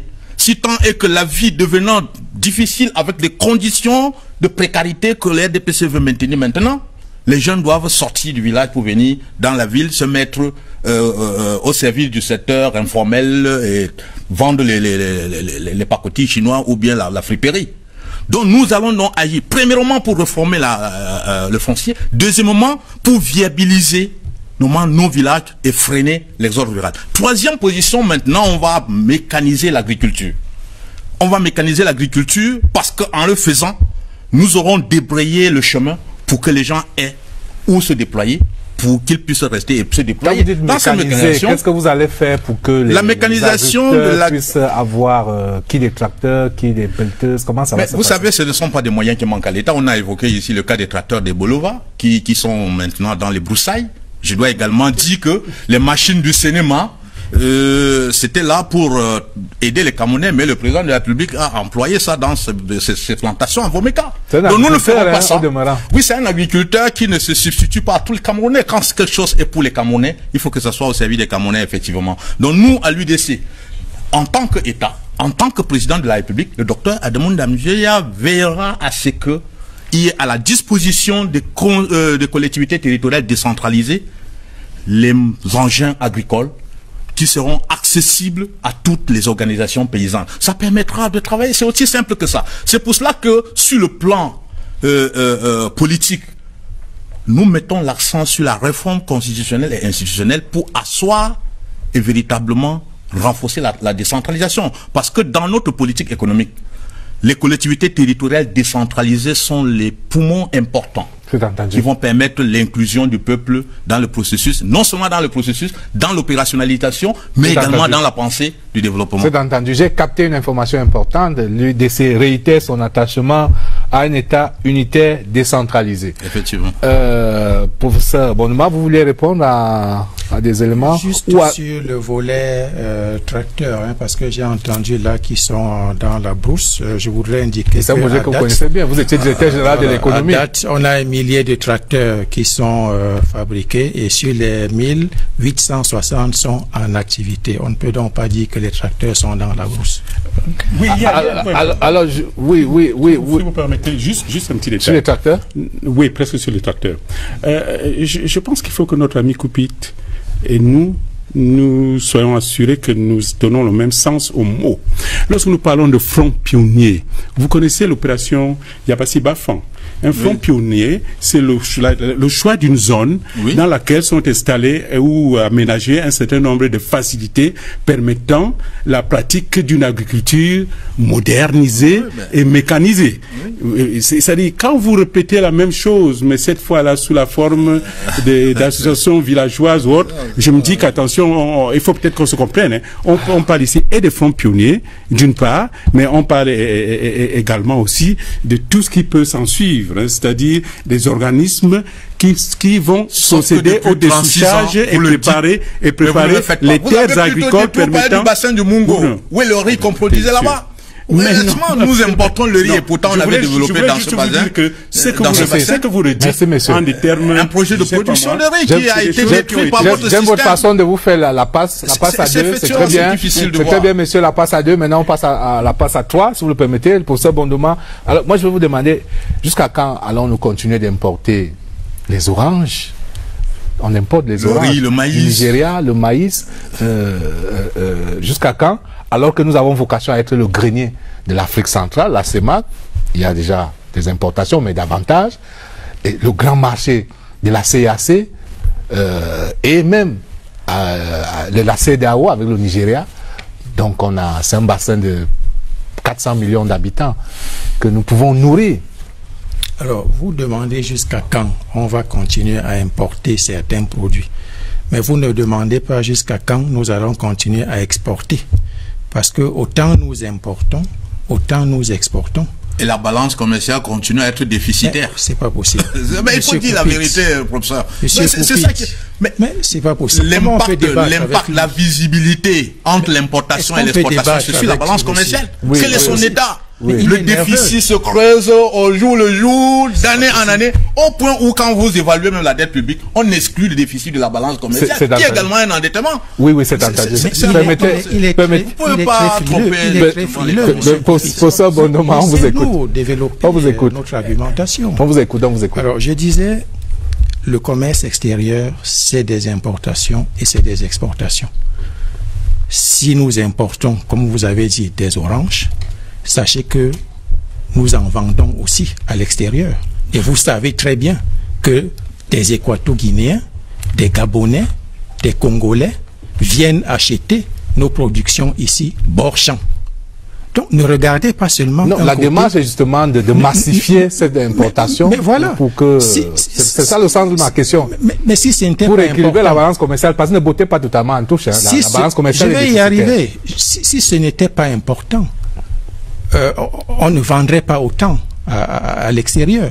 Maintenant, je vais revenir au problème de la balance commerciale qu'il pose. Qui est par exemple déficitaire avec le Nigeria. Oui. La balance, ils vendent plus chez nous que nous ne vendions là-bas. La balance commerciale est déficitaire. Mais quel est le problème? Le problème, c'est que aujourd'hui, effectivement, il y a des produits que nous achetons encore en très grande quantité à l'extérieur. Il a cité le cas du riz. Je vais ajouter des produits comme les matériaux de construction. Et le poisson. Donc, cette évaluation, elle est faite. Le problème, c'est quoi? Le problème, c'est le comportement des agents économiques même dans notre pays. Comme vous le savez, nous avons une société de développement de la production du riz, la SEMRI, qui produit du riz. Mais il se trouve que ce riz-là est lui aussi, en grande partie, exporté, notamment vers le Nigeria. C'est pourquoi tout à l'heure, je vous disais, lorsque vous parlez du commerce extérieur, ne regardez pas seulement la quantité que nous achetons de l'étranger, mais considérez que nous vendons aussi à l'étranger. Donc, autant nous achetons du riz de l'étranger, autant nous en vendons à l'étranger. Et quand on somme tout ça, les ventes et les achats, ça donne quoi? Oui, la balance commerciale, elle est déficitaire. Ça, c'est un fait. Mais ça ne veut pas dire qu'on importe le riz. Le UNVD, qui est l'entreprise qui produit le riz en Europe. Permettez-le le conclure. Vous ne connaissez que l'UNVDA qui produit le riz, vous ne connaissez pas la SEMRI dans la partie septentrionale. J'étais un escroc. Alors, ça veut dire que vous devez savoir que cette production... Ça veut dire que vous devez savoir voir si on n'est pas seulement la ligne de production de riz. Monsieur, mais il y a tout un travail qui est fait pour justement inverser cette tendance-là. Et alors, comment protéger davantage les investisseurs camerounais? J'ai entendu un opérateur économique me dire que l'État ne protège pas assez les industriels, les investisseurs, que davantage c'est ceux qui font l'import-export, qui sont des bayam salam à une grande échelle, qui prospèrent. Mais les industriels, ils ont du mal parce que il y a la contrebande, il y a un certain nombre de facteurs de production qui font que le Made in Cameroun parfois n'est pas compétitif par rapport aux produits importés qui inondent le marché local. Comment on peut davantage protéger d'abord le CDG de l'économie? Alors, comment on peut protéger davantage l'industriel camerounais? La seule protection qui vaille, c'est d'être compétitif. Parce qu'aujourd'hui, il est difficile d'ériger des barrières à l'entrée des produits sur un territoire. Donc, la seule protection qui vaille la peine d'être mise en œuvre, c'est de relever la compétitivité de ces industriels-là. Et dans ce sens-là, nous avons des programmes entiers développés pour la mise à niveau des entreprises au Cameroun. Et ces programmes sont développés aussi bien par le ministère des Petites et Moyennes Entreprises à travers l'Agence de promotion des petites et moyennes entreprises que par le ministère de l'Économie à travers le Bureau de mise à niveau. Et ce n'est que par le relèvement des capacités de nos industriels que nous serons capables d'affronter la compétition internationale. Mais on ne peut pas aujourd'hui dire que nous allons ériger des barrières à l'entrée des produits étrangers. Et il faut bien savoir que sans industrialisation, on aura du mal à y arriver. Un mot quand même sur le comportement du consommateur camerounais. Président Bédigui, entre snobisme et il a du mal à consommer du Made Cameroun, on cherche le patriotisme. Oui, mais il faut relever un point. Lorsque j'écoute M. Koupit parler, il parle comme si tout relevait du gouvernement. Le mode, les activités économiques choisies par telle ou telle communauté ou bien pratiquées dans telle ou telle zone. Moi, je suis pas de la Liquier, où les gens, depuis des décennies, ils ont cette culture de faire le petit champ de 500 000 mètres carrés pour y planter l'arachide et le maïs. Et ça s'arrête à cela. Voyez-vous. Alors, il y a toute cette nécessité du basculement de la culture même agricole des populations qui est amorcée et qui ne peut être devenir effective que peut-être au bout d'une génération. Parce que tout ce que vous évoquez, c'est comme si c'est le gouvernement qui doit aller cultiver les champs d'oranges, qui doit aller faire telle chose, qui doit aller faire telle chose. Non. Il y a toute une évolution culturelle qui est engagée à travers les différents programmes. Étant entendu que l'accent est mis sur l'ouverture sur l'étranger par rapport aux activités économiques internes. Alors, quand vous parlez on parlait des plaintes de nos industriels, ils essaient toujours, ils n'arrivent pas à sortir de ce paradigme qu'on a évoqué au départ, c'est-à-dire une industrie d'import-substitution qui est limitée ou qui croit pouvoir ou devoir continuer à bénéficier des barrières douanières, tarifaires ou non tarifaires. Alors que maintenant, on évolue vers un nouveau paradigme où ce qui est important, c'est deux facteurs. Le premier, c'est la compétitivité. Le deuxième, c'est l'attractivité des investisseurs. Et il y a tout un travail qui est en train d'être fait et qui est inscrit dans d'ailleurs la vision de la marche vers l'émergence. Vous faites bien de parler d'attractivité parce qu'effectivement, il faut attirer des idées. Et là, on aborde la problématique du climat des affaires. Le climat des affaires avec le classement du Business. On va voir en tableau que le Cameroun en 2018 a occupé la 163e position sur 190 avec une progression de 3 places. Le Cameroun reste quand même le meilleur réformateur d'Afrique centrale. Il faut le dire, avec 140 réformes depuis 2016. On va le voir en tableau là, Raymond Dioyalindou, le réalisateur. Mais, élément de comparaison du top 5 des pays qui affichent le meilleur climat des affaires en Afrique. Il y a tout d'abord l'île Maurice, 2 le Rwanda, 3 le Kenya, 4 le Botswana, 5 le Maroc. Alors, sur ce climat des affaires, j'aimerais vous entendre très rapidement. Comment on peut davantage faciliter les affaires au Cameroun? Bon, je pense que, Robert, je vais rapidement répondre à M. Bédigui pour dire que nous ne pensons pas que l'État a le rôle exclusif dans l'organisation du monde paysan de manière à booster leur productivité. Mais l'État, effectivement, c'est son rôle. Parce que l'État doit savoir, on a la vision et on a l'opérationnalisation de cette vision à travers des programmes et des projets. On doit, je ne veux même pas dire on peut l'UDC, lui, sortira le Camerounais de l'étape de production artisanale ou de l'agriculture destinée à la nutrition, sortir de ce que vous appelez l'autosuffisance alimentaire pour arriver à la souveraineté alimentaire. Maintenant, vous parlez du climat des affaires. Le climat des affaires au Cameroun, et je n'ai même pas pu vous donner la possibilité de me prononcer sur le traitement un peu déficitaire pour les investisseurs camerounais. On a l'impression effectivement que la loi sur les investissements au Cameroun privilégie les non-camerounais que les Camerounais. Et pourtant, je n'ai pas souvenance d'un pays qui se soit développé en fondant sa politique sur ce qui vient de l'extérieur. C'est d'ailleurs pour cela que nous, à l'UDC, nous pensons qu'il y a bien des choses qu'on doit faire pour assainir le climat des affaires, pas seulement pour attirer l'investissement étranger, mais pour protéger, encourager les investisseurs locaux. Ils en ont la capacité, ils sont tout simplement étouffés par une fiscalité, par une complexité en termes des formalités administratives que nous connaissons tous.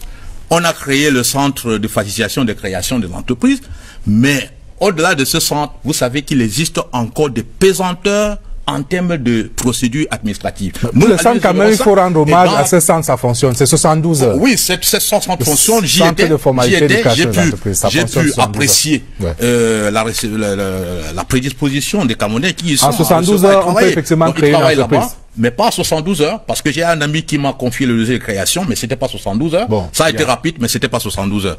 Donc, je voudrais dire que nous, à l'UDC, pour assainir le climat des affaires, on va d'abord agir sur les procédures, les rendre moins complexes, et nous avons l'ambition d'informatiser au moins à 90% les procédures administratives. Je sais qu'il y a eu 140 réformes en 6 ans. Le Cameroun est le meilleur réformateur en Afrique centrale. Vous allez faire mieux alors. Écoutez, les réformes qui sont des réformes orientées vers la satisfaction des acteurs et non vers la satisfaction de l'intérêt public. C'est ça la ligne de démarcation entre vous et nous. Parce que nous travaillons pour la promotion de l'intérêt général, mais généralement vous travaillez pour l'intérêt des acteurs que vous mettez là pour leur donner alors, messieurs, je vous dividendes politiciens.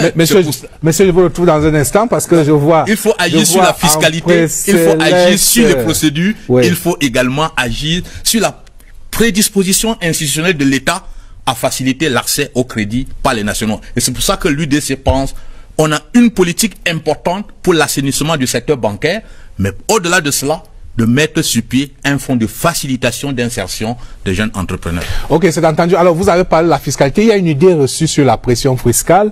Dans mes recherches avant cette émission auprès de la Direction générale des impôts, on me parle d'un taux de pression fiscale de 14%, alors que la moyenne en Afrique centrale est de 20%.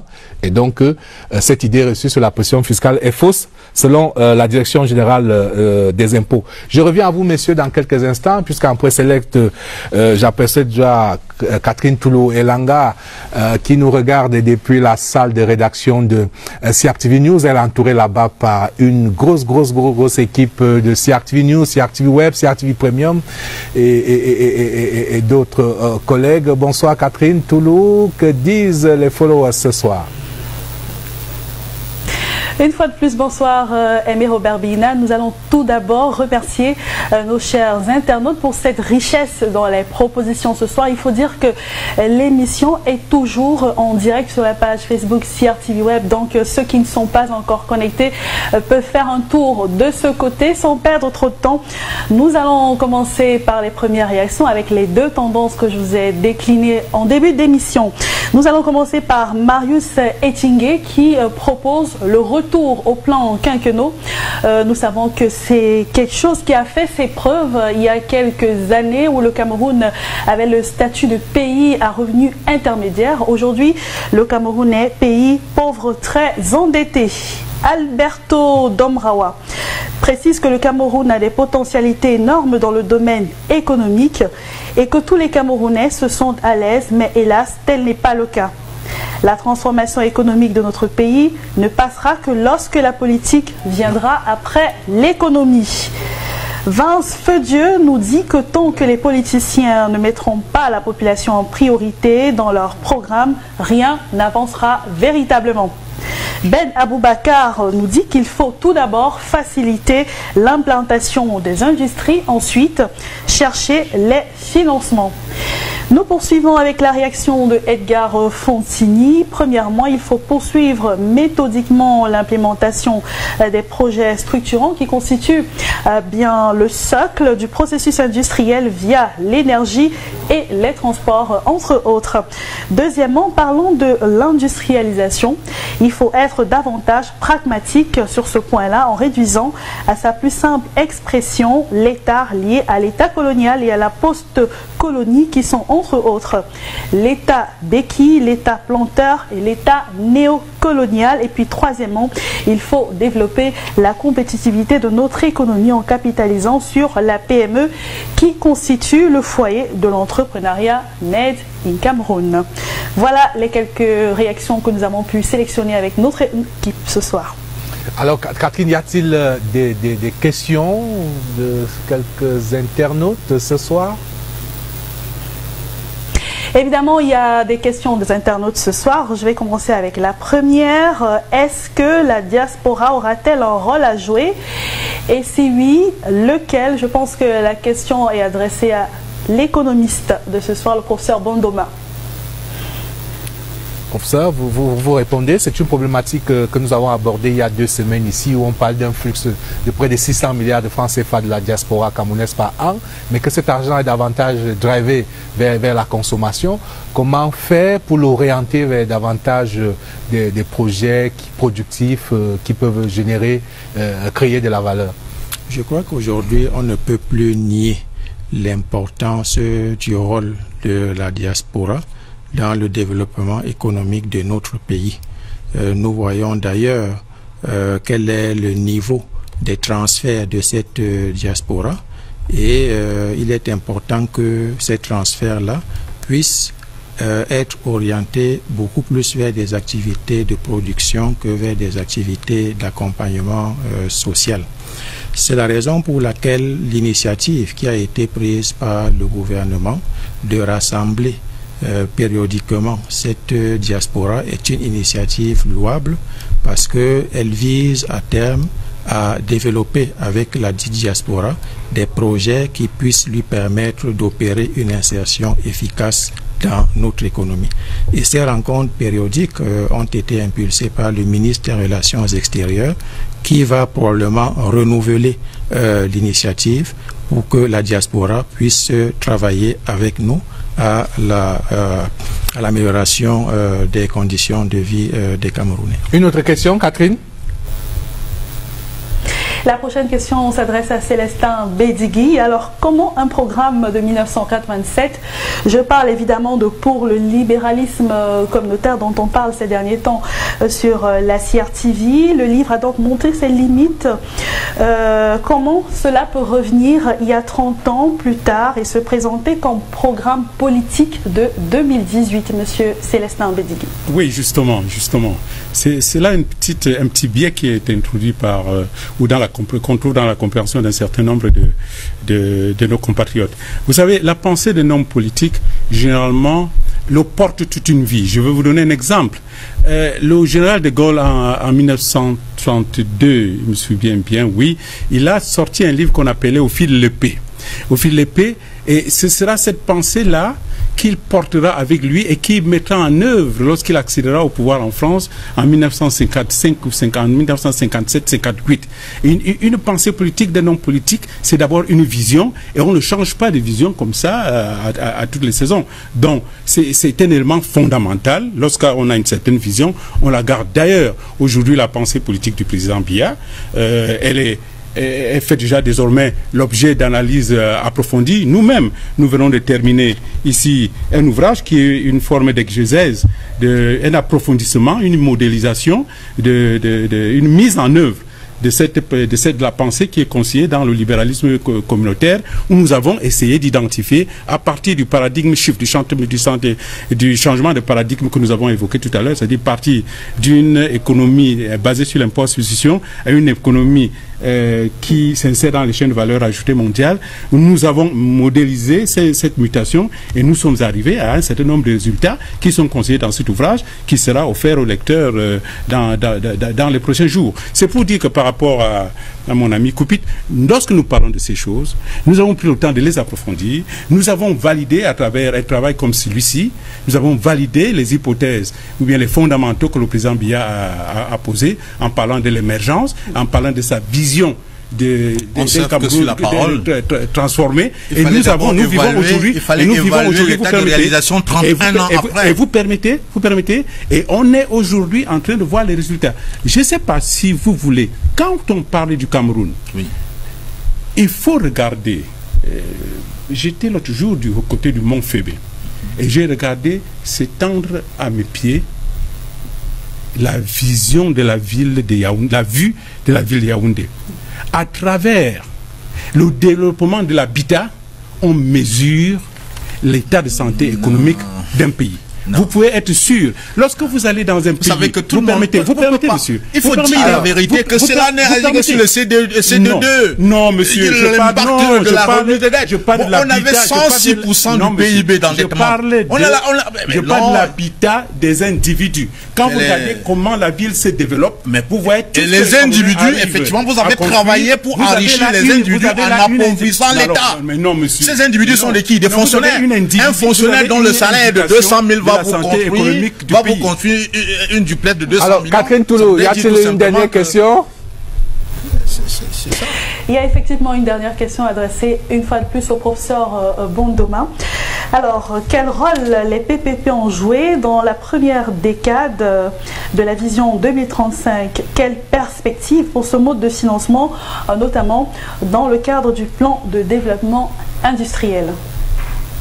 Alors, le rôle des PPP dans la première génération des projets structurants, il faut dire que les PPP sont assis au Cameroun sur une loi qui a été votée et promulguée en décembre 2006 et qui permet donc que des partenaires privés puissent être associés au financement, à la construction, à l'exploitation et à la maintenance des projets publics. Et depuis le début de la mise en œuvre des projets sous ce régime, nous avons à date un portefeuille d'un montant d'environ 550 milliards de contrats signés sous le régime des PPP. Et nous entendons poursuivre avec ce mode de financement qui est un mode alternatif, d'autant plus qu'aujourd'hui nous sommes sous la contrainte d'un programme avec le Fonds monétaire qui plafonne le niveau d'endettement. Merci, merci. Je rappelle que vous êtes le président du CARPA, donc vous savez de quoi vous parlez. Catherine, on va conclure avec vous et avec vos équipes là-bas dans cette salle de rédaction de CRTV News. Aimé Robert, si vous le permettez, je ne pourrais pas partir de ce plateau sans poser cette question à M. Koupit de l'UDC. Alors, il y a un téléspectateur qui s'appelle Cyril Bakop qui voudrait bien savoir qu'est-ce que l'UDC propose pour solidifier la PME camerounaise. En quelques mots. Le problème de la PME camerounaise se trouve à deux niveaux. Le premier niveau, c'est l'accès au financement. Le deuxième niveau se trouve à l'assistance que l'État peut lui apporter pour l'amener à la compétitivité. Et nous, à l'UDC, nous ne voulons pas vendre l'illusion. Il n'y a aucun pays au monde qui se soit développé sans passer par un minimum de protectionnisme. Notre programme économique permettra à ce que nous ayons une dose compréhensible de ce protectionnisme pour accompagner la PME à un niveau de compétitivité susceptible de concurrencer les produits extérieurs avant de l'ouvrir à la concurrence pure et simple, comme c'est le cas actuellement. Merci, merci. Et cet accompagnement, c'est sur le plan technique, sur le plan de l'incubation et sur le plan de l'accès au financement. Merci, merci Catherine. Vous concluez cette fois-ci? Merci Aimé Robert Bina et nous remercions une fois de plus tous les internautes pour cette participation massive à cette rubrique Followers. Merci à vous. Merci Catherine, merci à toutes vos équipes, à quelques encablures de ce studio 2 qui monitorent pour nous ce travail et ce débat, ces échanges, cette société en conversation, ce qu'on dit maintenant, la société en conversation qui est donc le produit des nouveaux médias qui font que la communication est de plus en plus horizontale. Elle n'est plus verticale, avec les professeurs qui assènent les leçons.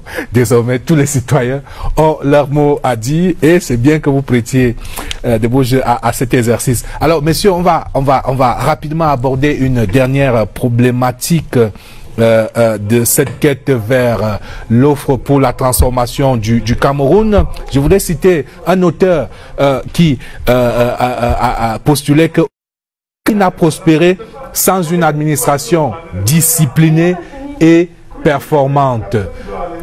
C'est dire qu'il faut absolument que notre administration, je rappelle, aucun pays n'a prospéré sans une administration disciplinée et performante. C'est-à-dire qu'on aura beau avoir les meilleurs programmes économiques, si l'administration n'est pas performante, si l'administration n'est pas disciplinée, on ne va pas prospérer.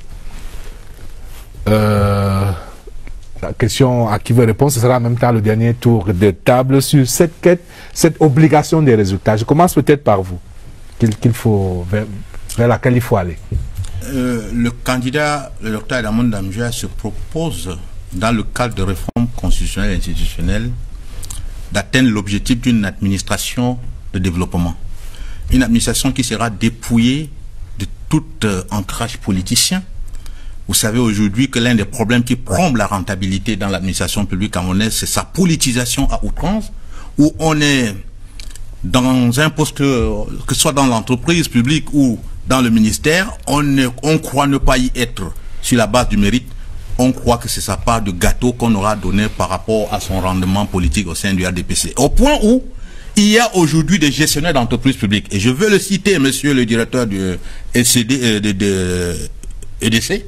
monsieur Sangou Théodore, qui allait tenir un discours dans son village disant... Non mais écoutez, je ne profite pas, je ne règle pas le problème, c'est important parce que c'est l'un des problèmes qui plombe le rendement public.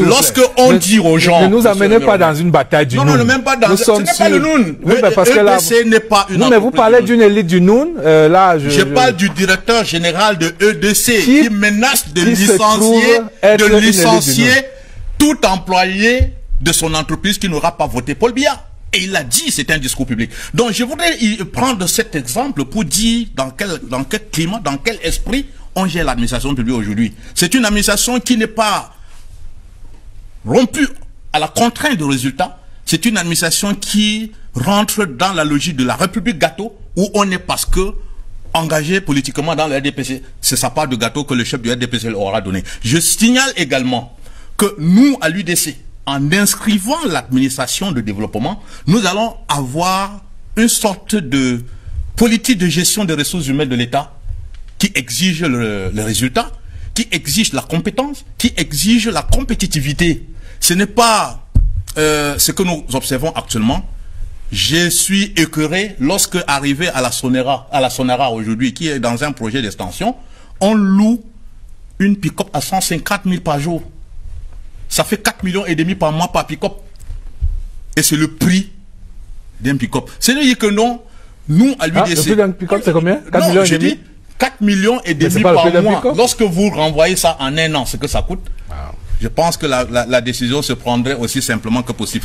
On a changé le DG de cette entreprise, il est en prison, on a mis l'autre. Mais comme l'esprit est le même dans cette famille politique, on continue avec la gabégie. Nous, à l'UDC, nous mettons... Vous profitez là vraiment pour régler des comptes. Je ne règle pas le compte, je ne le connais pas. Moi, je suis soucieux de la gestion objective et véritablement professionnelle des entreprises publiques, parce qu'il s'agit de l'argent de l'État, et j'appartiens à l'État. C'est pour cela que je le dis, quand on relève de manquements importants sur le plan professionnel, de dérives, des gens qui apprennent à faire de la politique en instrumentalisant l'État, nous sommes obligés d'attirer leur attention. Donc nous, à l'UDC, pour me résumer, le docteur Adamoun Damjoya va avoir une administration de développement qui exigera la compétitivité. Alors qu'est-ce que vous répondez à vos contradicteurs qui disent que voilà, on est dans le Noun, le président Adamoun Damjoya, il est le maire, Patricia Ndam, elle est la députée. Mais écoutez, nous sommes en train de... Ce n'est pas un tout petit peu patrimonial, ça? Effectivement, ce n'est pas ça. Nous sommes en train de montrer la voie, monsieur Robert. Ah bon? C'est-à-dire que la démocratie, commençant au niveau de la famille, il s'agit ici de faire la promotion des couples sur la base de compétitivité, sur la base de la compétence.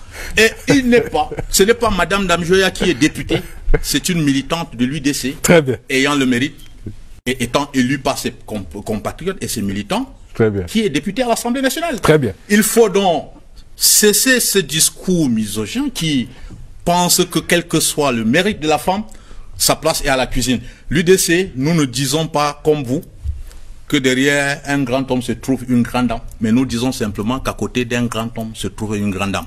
C'est la promotion de la femme. J'ai cru que vous alliez dire que devant un grand homme se trouve une grande femme. Mais bon. À côté d'un grand homme. Ça, c'est important de le dire. C'est la voie à suivre parce que... D'accord, c'est entendu. Je suis convaincu. Il nous reste 2 minutes. Quand vous arrivez à Bafoussam, vous voyez que le maire, non seulement le maire du RDPC, mais une adjointe au maire et son épouse. Donc les gens vont commencer déjà à nous suivre. Quand vous arrivez à Konsamba, monsieur Samé, sénateur et son épouse est maire. Donc l'UDC monte la voie et vous êtes en train de commencer à nous suivre. Donc c'est très bien alors. C'est très bien. Ok. Je pense que le propos de M. Koupit a fini par révéler ce que recèle la pensée du fondateur de ce parti, et c'est tout à fait dommage, monsieur, parce que si vous pensez que dans un parti politique, quand on est président, le meilleur qui doit être à côté de vous, bénéficier d'une position de représentation, ça doit être l'épouse. Je trouve que c'est tout à fait regrettable, et malheureusement, si vous permettez, on ne nomme pas le député, si vous permettez, mais non, bien sûr, mais c'est lui qui, même si c'était des nominations, vous permettez, monsieur, c'est lui qui établit, il vous écoute quand même, hein. Donc faites l'effort de l'écouter aussi. Les investitures. Nous savons comment fonctionnent les partis. Ce n'est pas lui. Non, c'est lui qui... Alors, M. Bédjigui, concluez sur la performance de l'administration, parce qu'il nous reste plus beaucoup de temps. Je vais dire ceci. Je dois dire à tous ces compatriotes qui sont des fonctionnaires, certains dans des situations assez difficiles et dans des endroits où il est parfois difficile de vivre, que je connais les efforts qu'ils font. Et nous ne fermons pas les yeux qu'il y a certaines brebis galeuses. Mais je dis, pour l'essentiel, l'État du Cameroun tient, parce que ces Camerounais qui sont engagés qui sont appelés à ces fonctions, ils font le mieux qu'ils peuvent pour que le Cameroun soit ce qu'il est. Ils peuvent le mieux. Non, pas tous. J'ai bien parlé des brebis galeuses. Il faut bien le dire. Il y a certaines brebis galeuses, mais cela ne devrait pas justifier que soit régné à ceux-là, à la grande majorité des fonctionnaires, le mérite qui est le leur d'avoir choisi de travailler comme fonctionnaire, serviteur de l'État. Monsieur Bondoma, est-ce que c'est un mauvais procès qu'on fait à certains hauts fonctionnaires, parfois de développer une ingénierie de pratiques peu recommandables et qui parfois sont la cause et de certains retards qu'on déplore, de certains détournements, de certains échecs, et qui font que on aurait peut-être pu être à une phase de développement beaucoup plus avancée. Vous avez bien dit certains fonctionnaires. En venant à cette émission ce soir, je suivais le journal de 20h à la radio, et il y a le délégué général à la Sûreté nationale qui octroyait des promotions à des fonctionnaires de police qui s'étaient particulièrement distingués de manière positive. C'est donc dit que, à côté de tout ce que nous décrions, il y a la majorité des agents du secteur public qui ont un comportement honorable. Mais venons-en maintenant à la stratégie du président de la République s'agissant du service public. C'est la recherche de la meilleure qualité en matière de service public. Ce sera une gestion axée sur les résultats. Ce sera la poursuite de l'intensification de la sensibilisation. On va généraliser cette obligation des résultats. Elle est généralisée aujourd'hui dans l'administration. Dans les chronogrammes, dans les délais. Parce que, comme vous le savez, nous sommes sous un régime financier de l'État qui met désormais l'accent sur la recherche de la performance. Donc, c'est aujourd'hui quelque chose qui est généralisé au sein de l'administration, et nous entendons poursuivre cela. Intensification, je disais, des campagnes de sensibilisation sur les valeurs morales et civiques, mais s'il se trouve des personnes qui, malgré ces actions de sensibilisation, continuent à faire montre des cas de comportement, ces personnes-là seront également sanctionnées de façon à ce que ce phénomène puisse être découragé. Et je voudrais que notre réalisateur Raymond Dia nous propose ce dernier tableau sur quelques chiffres sur le tribunal criminel spécial créé par la loi du 14 décembre 2011, modifié par la loi du 16 juillet 2012. Le TCS, à ce jour, c'est 312 dossiers constitués, 143 affaires instruites, 125 arrêts rendus pour 97 milliards de dommages et intérêts dus à l'État, plus de 7 milliards recouvrés au titre de la restitution du corps du délit. C'est dire que le TCS rôde pour les hauts fonctionnaires indélicats. Dernière rubrique de cette émission, jamais sans mon code, c'est le coin de l'électeur avec Steve Tchega.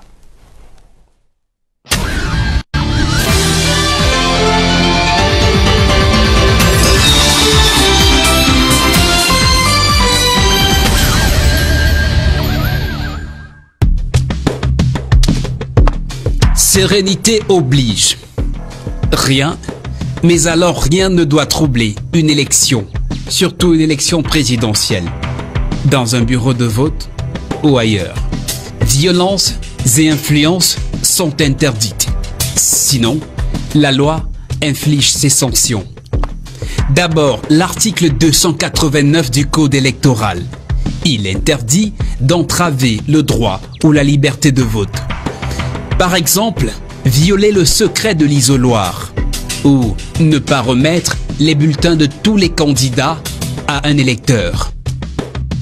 Attention, toute influence d'un vote d'un électeur par quelque promesse que ce soit, par un don ou un chantage, surtout professionnel, est proscrite.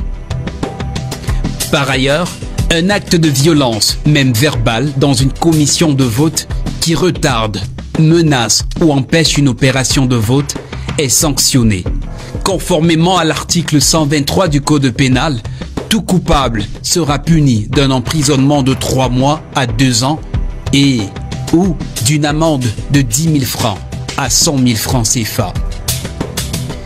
Et l'amende est plus sévère encore pour toute personne qui entre dans un bureau de vote avec une arme apparente. L'article 290 inflige dans ce cas une amende qui s'élève de 25 000 francs CFA à 250 000 francs CFA et ou d'un emprisonnement de 10 jours à 2 mois. Plus grave, la peine d'emprisonnement peut être portée à 4 mois et l'amende à 500 000 francs CFA si l'arme était cachée. Toutes ces mises en garde ne sont pas cachées. Elles sont claires et ce sont les pages 120 et 121 du Code électoral qui le disent.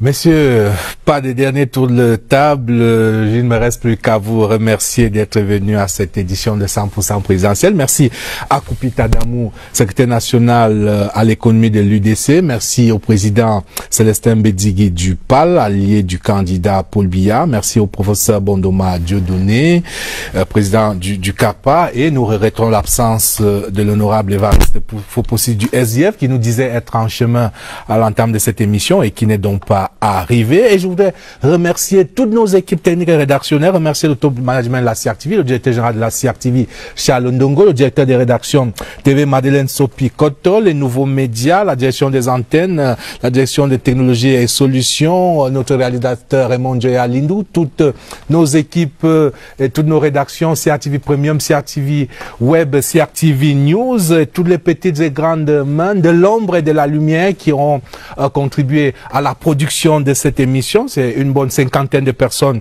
qui travaillent dans l'ombre. Et merci aux millions de téléspectateurs de la CRTV qui nous font confiance et qui nous suivent de par le monde. 100% présidentielle édition du mardi 18 septembre 2018. Clap de fin.